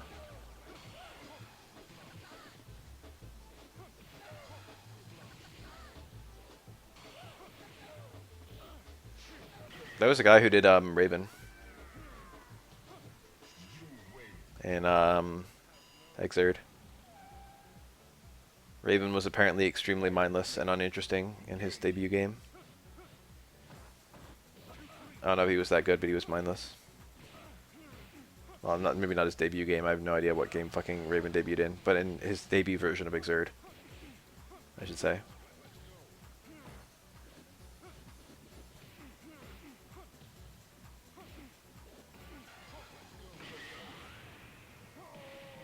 Sagat's in 2009 Evo top 8. I don't fucking remember. I remember PR Balrog was there playing under a different name. That's pretty funny retrospectively. You guys know that? Evo top 8 in 2009 had like a player named like VVV Scrub. And the player was fucking Eduardo Perez. It's like, oh shit, it's you.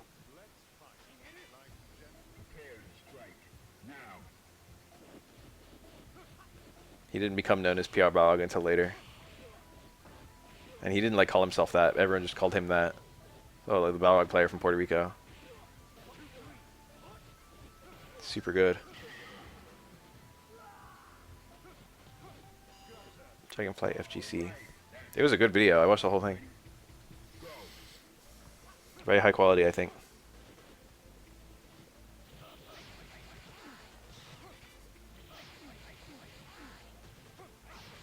For a while, I don't know if it's still true, but for a while, PR Balrog didn't like people calling him that.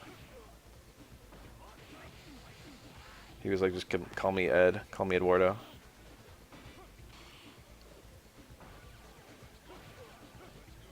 He didn't choose PR Balrog. I don't know if he cares nowadays. I haven't even thought about him in a while. He was one of my favorite players to watch back then. Balrog is a very beautiful character at high level, I think. The difference between like a 9 out of 10 Balrog and a 10 out of 10 Balrog is super hard things. It's like getting to 9 Balrog. I mean, it's, you know, it's not easy to get to 9 with any character. But getting to 9 Balrog is not too bad compared to most characters. But going from 9 to 10 is super fucking hard. Being the Balrog who can do low short, low jab, low strong. Yeah, Ice Age was super good.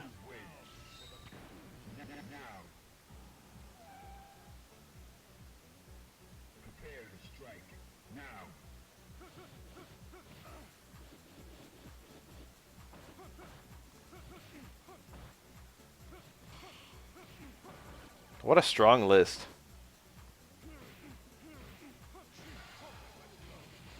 So what were the characters, though? No Sagats. I bet there were like 3 Sagats in top 16, though. I think Sagat was, not crazy. Versus, Sanford probably played Ryu. I actually have no idea, or like Ken. I think he played those characters back then. Now we're asking about the specifically Evo. I would guess Ryu and Ken, but I have no idea. A lot of characters, a lot of people play different characters back in vanilla. Especially people who didn't have like their mains kind of like in the game yet. It's like weird watching Gamer be in vanilla and he's playing like Akuma. Akuma Kami, yeah, that sounds right. I forgot about his Kami. He was like one of the early Kami players.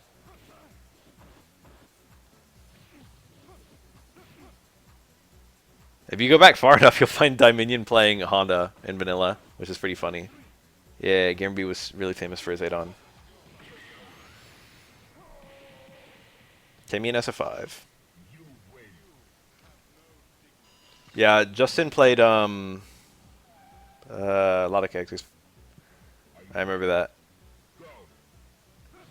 There was like a tournament pretty early. I don't remember which one it was. I don't think it was Evo, but it was like somewhere, something around that era.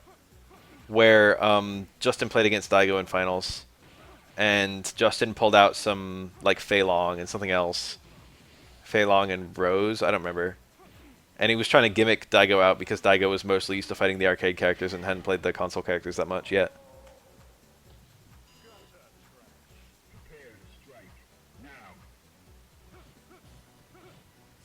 There was a really famous quote from GamerB in Vanilla SF5 where he basically said something along the lines of, it sucks when you're like entirely known as a fighting game player, but you don't like the new fighting game. He like mega trashed SF5. A lot of people did, but like he did really hard.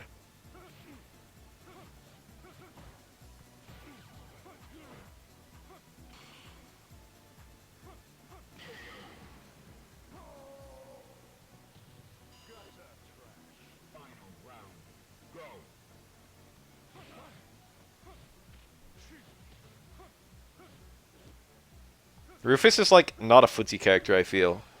And Justin has had the highest success with footsie characters. Ricky's been more consistently Rufus than Justin ever was.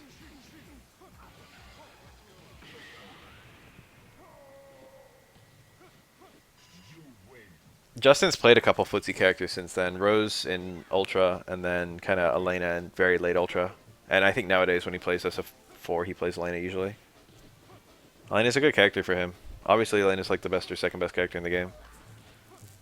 But then also, like, you know, plays to Justin's skills.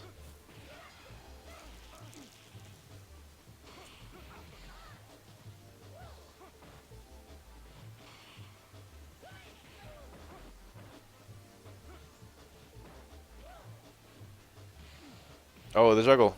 Love it.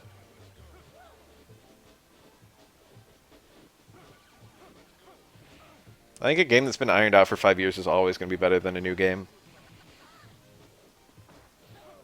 Like, no matter what.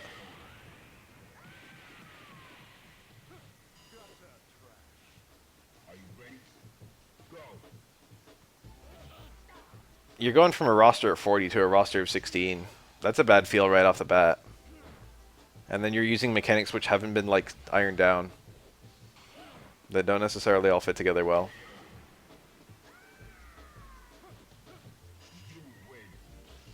SF3 was a tacked-on release. SF4 would have been a tacked-on release if more people played SF3. Everyone who actually played SF3 hated SF4 on release.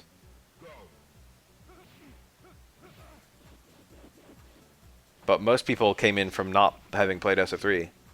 So they didn't like, you know, they didn't feel like it was a downgrade. They thought it was just, you know, a sequel to SF2.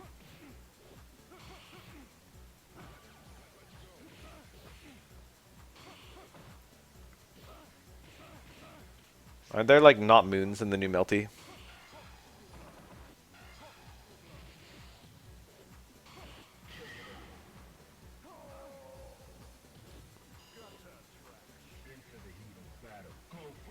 How does that work? I read some news about that, but I forget what it was. Moons are tied to a meter. Weird.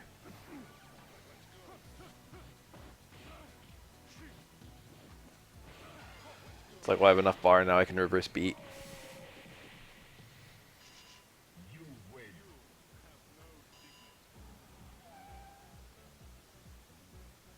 Most people weren't Street Fighter 3 players. Most people weren't integrated with that community, but I can tell you as a Street Fighter 3 player, when SF4 came out, there was, like, violent hatred. Almost everyone in the Third Strike community saw it as a massive downgrade. It's like, why would they remove these fucking good features? Like parries and the dizzy bar. It's just a step back. And the roster's a step back too, that's what everyone said. They took away these cool characters just to appease people with the SF2 characters who, like, are badly designed.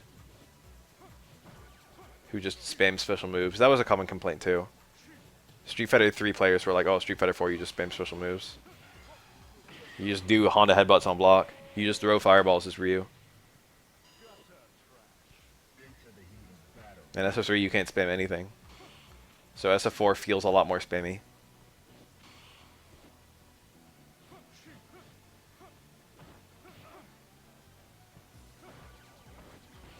Oh yeah, you can spam towards medium kick.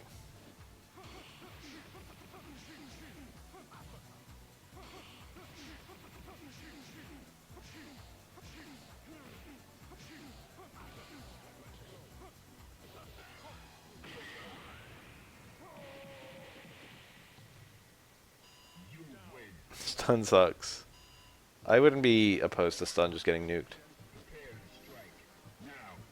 What good thing does it really do? It's like an archaic mechanic, but it's kind of fun. It's not that fun.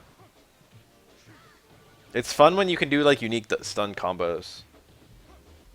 Like something you normally never have an opportunity to do. Maybe you've got like some starter that you can never use, and then suddenly getting a chance to use it, like a fucking Hugo Heavy Clap or something. Like a fully charged so-and-so.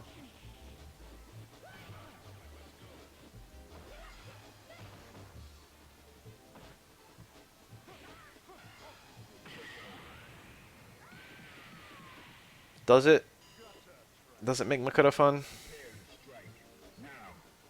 Maybe if you're the Makoto player.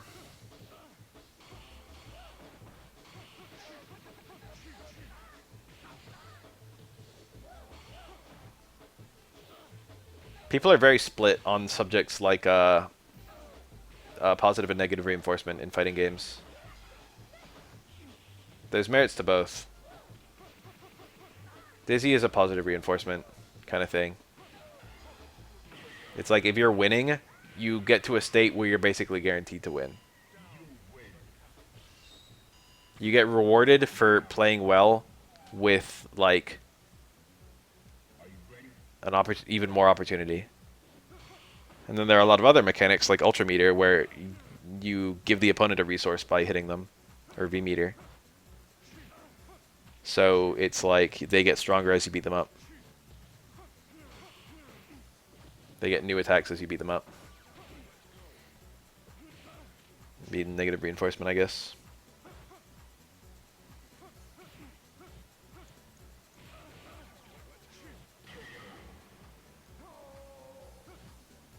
Keeping both players in the game seems good. But then also rewarding a player with more offense is fun. And rewarding a player for losing feels kind of wrong. So, you know, it's hard to say the way to do things, correct way to do things.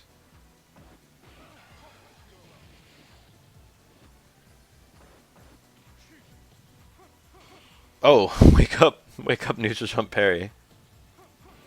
If you're gonna jump on wake up, might as well jump forward. I do like how SF5 stun is so standardized. I think it's kind of goofy in this game that like only some characters can dizzy you. That being said, oftentimes it's the low tiers that can dizzy. The high tiers often don't have that high of dizzy. Alex will dizzy you like crazy. Ken will dizzy you once in a blue moon.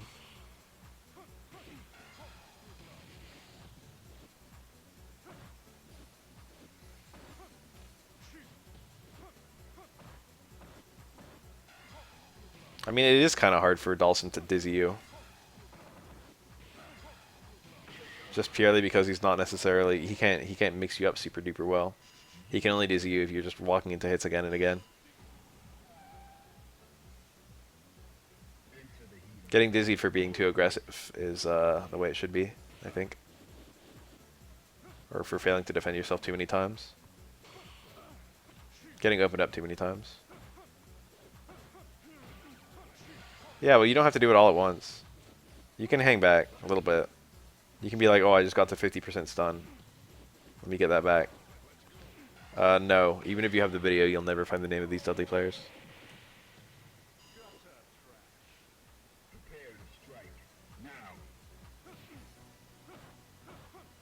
SF3 Ryu would be a good example of that. Easily dizzying. I can't think of another character like that in this game, because most of the other high dizzy stuff is kind of bad.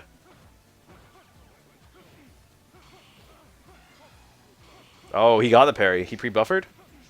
Or did he get the one frame? We'll never know. That's a hard parry to get? Of course a Dudley player would get it. He knows the setup. He's like, No, there's only 7 colors. Can't use a color to identify someone. There's more than 7 Dudleys.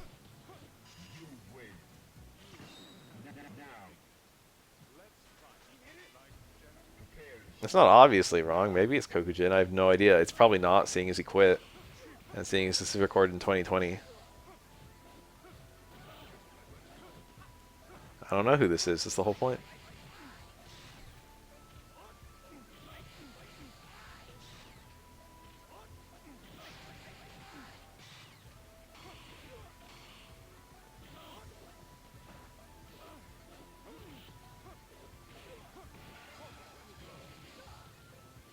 Yeah, Kokujin retired fucking ages ago. He might have played a little bit since then, but it was like a big deal.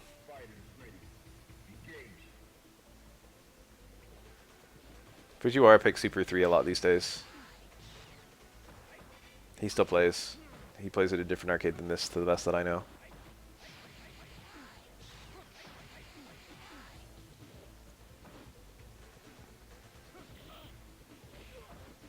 I think that's true. I think you can find some footage of like Kuroda and Kokujin playing SF5 here and there. It's kind of funny, isn't it?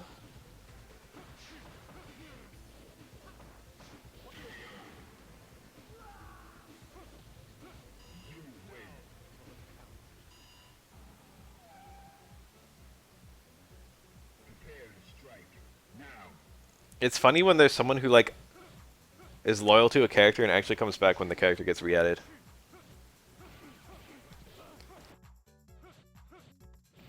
Like Nishikin was probably playing SF5 covertly, or like he didn't care that much, and then they put Blanca in SF5, and then Nishikin is instantly one of the top ranked players.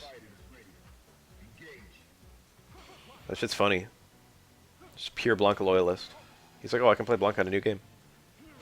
I've never fucked around with any Guilty Gear, basically at all. I played Exo like a little bit, and that was it.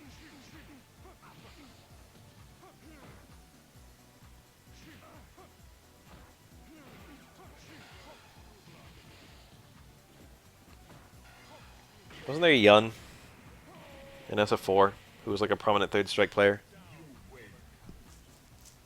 I'm not thinking about Kazunoko as a US one.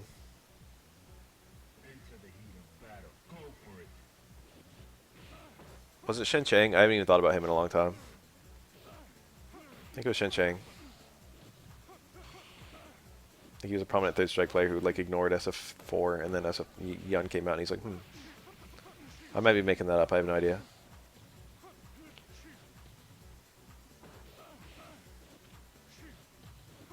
A new game to play Yun in.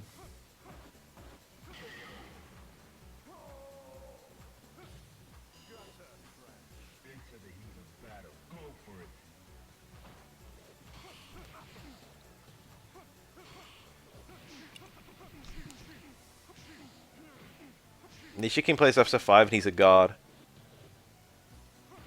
Go look him up. Oh. You roll your spell into differently than the Nishikin who plays SF2/SF4 Blanca. Nishikin. That's the player I'm thinking of. No idea about Pyroly. I don't even know if he still plays third. I imagine so. I don't know if he can quit.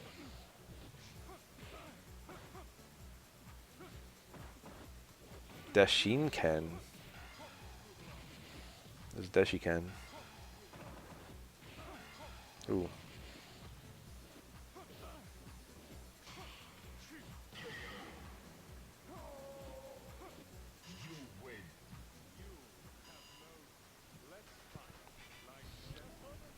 I'm getting kind of tired.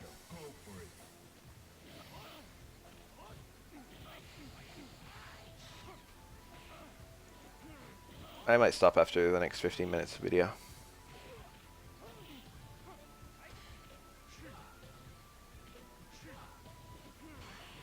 When you have fundamentals, you have fundamentals, you know what I mean?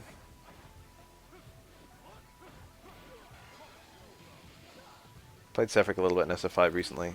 You might have seen it, I uploaded it to my channel. And all I could think was, damn, for a guy who never plays this game, he's not bad.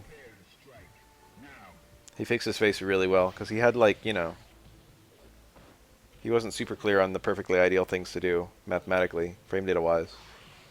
But he knew how to mix. He knew how to play neutral.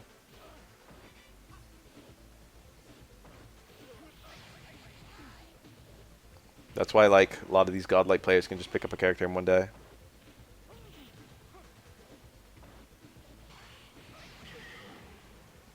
What, who? Severick? That's a 4. I don't know if he plays anything else. He's not like crazy good at SF4. He is, but he's not like, you know, he's not like win tournaments good.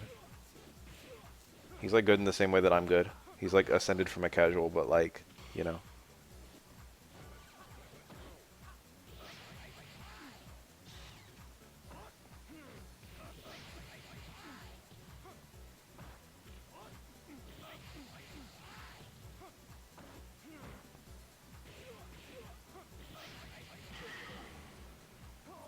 I guess it does.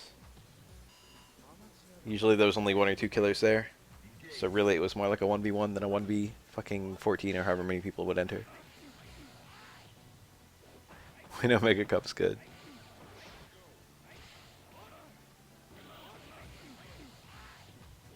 Air wasn't Korean. Air was... You're probably thinking of Laugh. Air was Canadian, I think. Laugh was Korean. They were both replayers. I have no news about either of them.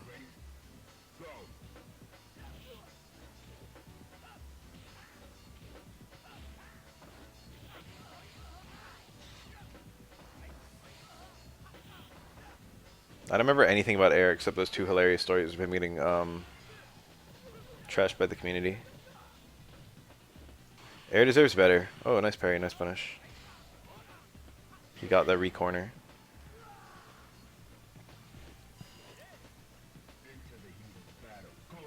Air got, I think, lost a tournament match by a Dan player. Who was it? Was it fucking Justin Wong? It was someone. It was like someone known. It was a known player. Got smacked around in a tournament by Dan. As Dan. It was Justin. And then also, Air released a tier list that was very misinterpreted. He went to Japan for a bit and he played versus the best players in Japan. And he made a tier list of how well he did versus the best players of like X character. So it wasn't a tier list of how strong characters were. It was like, you know, when I play Ryu players in Japan. No, when I play like Zangief players in Japan, I win like 4-6. So he put his Ryu versus Japanese Zangiefs as 4-6. It wasn't supposed to be Ryu as 4-6 against Zangief. But he literally had like every single character beating Ryu on this tier list because he was losing to the best players of like every character. But people saw the tier list and they just thought it was a tier list. And he literally had like one. It was like Ryu Dan 5-5, and then every other matchup like higher than that. And people thought it was the most scuffed tier list of all time. It's a funny story. Here I am, Air, our fucking Ryu main. Ryu loses to every character in the game except Dan, where he goes even. That one wasn't even his fault. People just misinterpreted what he was trying to say.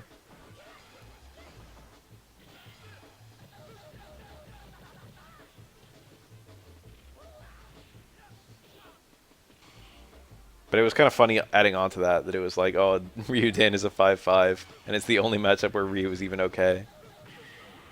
And also, like, I lost to a Dan player in a fucking tournament in a kind of notable moment. Air was a good player. I wonder what he's up to now. Remember Chirithi? He was good too.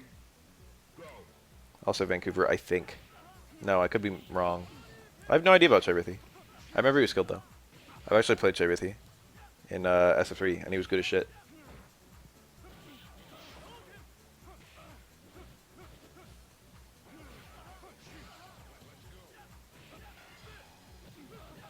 Toronto.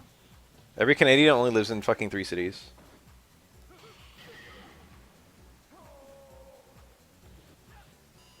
I have no evidence whatsoever they live anywhere near each other now that I think about it. I just know they both attend every fucking event together. Canada's a big fucking country. I just assumed that maybe they were going from the same spot.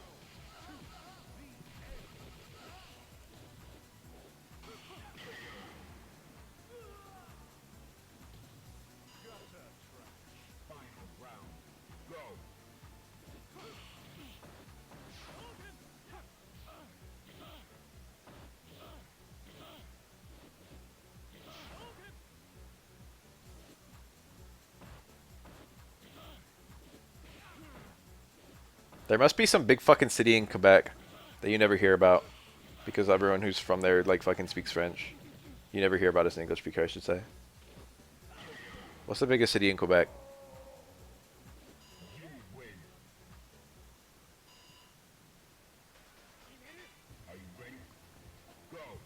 I think when winter is permanent, it's not quite so comfy.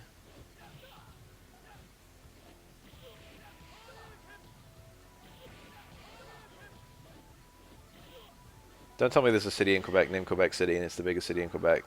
That sounds like bullshit. That's hilarious if it's true.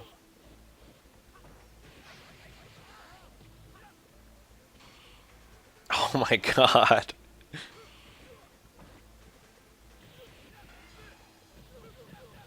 That sounds like an answer you would give to fuck with me. That's funny.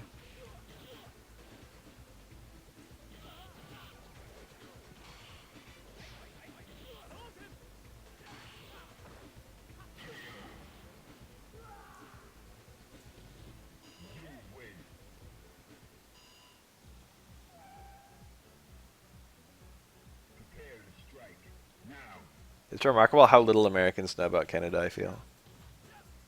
Montreal, no, that's a fucking city. That's a city I know.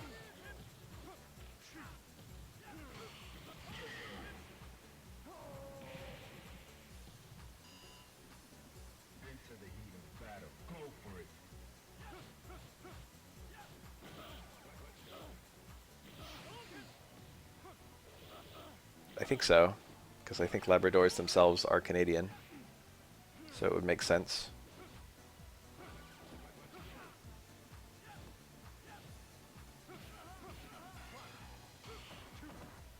Oh baby, aw, the low parry was kind of stylish though. Can low parry and only has to parry once. Then you got a cool walk under. I haven't thought about banana cannon forever. Why is Canada so big?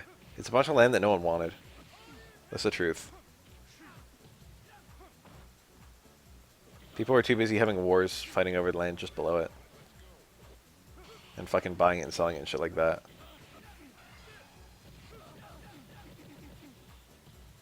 Yeah, like there's like a very small amount of livable land in Canada.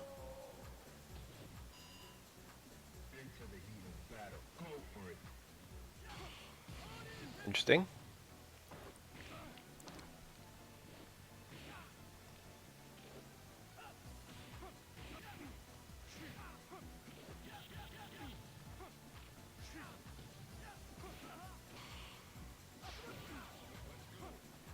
That's not too surprising. California is absolutely full of people speaking as a Californian. 1 in 10 Americans is Californian, I think. Or it's like 1 in 11. One state contains like 10% of the US population. Everyone came here. It's a nice place. They got palm trees. Good weather. Beaches. If you could live anywhere and you were super rich, California wouldn't be too bad. Ah.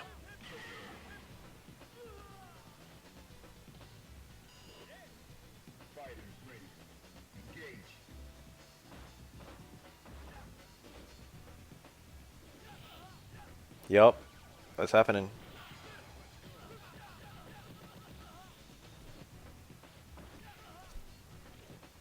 Every single person in California is like, I want to move north, for what it's worth. Like, all of them.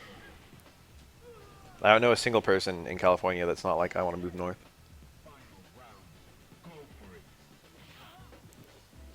Shit's too expensive, and it's too hot. Want to move north where it's cooler and not as expensive. It's the thought process of absolutely everyone in the state.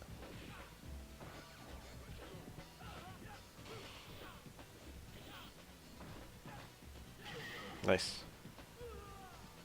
He did like a micro walk before that.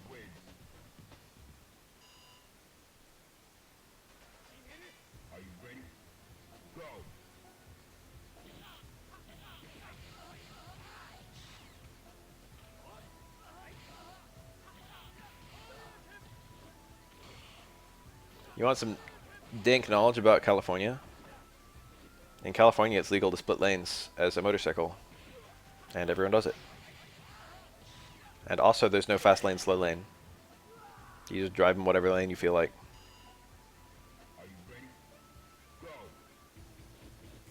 You might think that California's roads are extremely hectic because of that, but they're actually not. But for what it's worth, not many people fucking go on motorbikes these days anyway.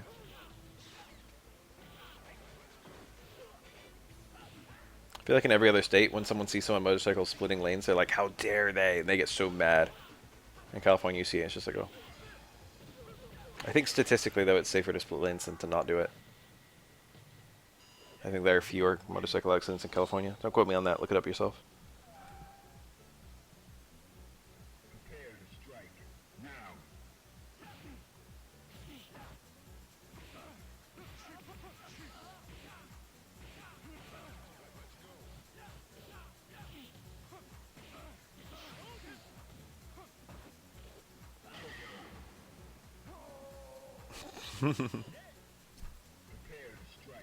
Don't die. I've been to 2 funerals in my life, and one of them was to a guy who I'd never met, who my brother kind of knew, who wiped out on a motorcycle in the freeway and died. Motorcycles are super unsafe. Oh, that might still hit. Yeah, good shit. Get the juggle. Ah, oh. There was a juggle available there.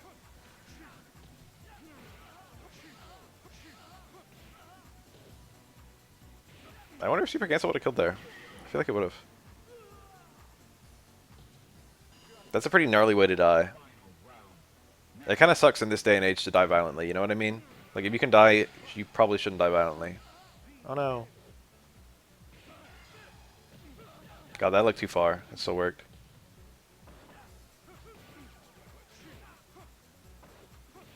Oh, that sounds like it could kill you. Was he okay? You're pretty heavy. Might as well be hitting a wall.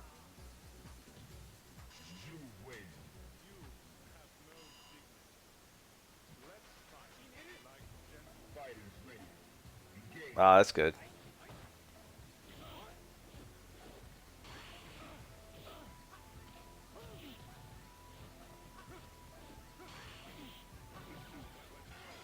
Oh, Sambu. Yeah, no. There we go. Look at all that meter he got back. Sambu's pretty good. It's okay to waste. That was a pretty bold activate, you know what I mean? He literally had full HP and Dudley had like none. But this is the shortest super meter in the game, you might as well go nuts.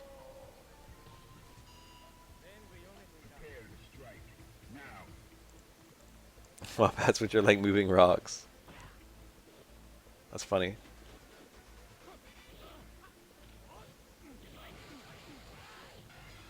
Getting hit in a car is like a fucking jolt. We had someone like rear end us one time, and they were going like 10, and we were stationary. Me and my mom. And I was holding coffee, and I like spilled it all over myself. It was like a surprising amount of force.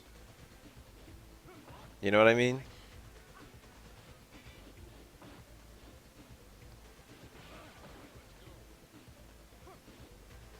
Like, it didn't seem, with the very slow collision, it didn't seem there should be that much force. But, of course, cars are heavy as shit. And force equals mass times acceleration. There's a whole lot of mass. Doesn't matter if there's not much acceleration. Deceleration in this case.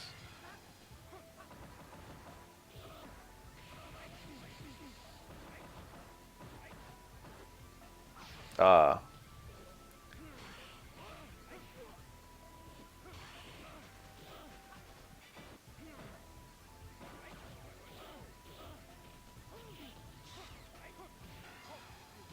Jesus. Rear-ended at full speed. Aw, the video's over. Sad. But I want to go to bed. It's a fun conversation about getting hit in cars.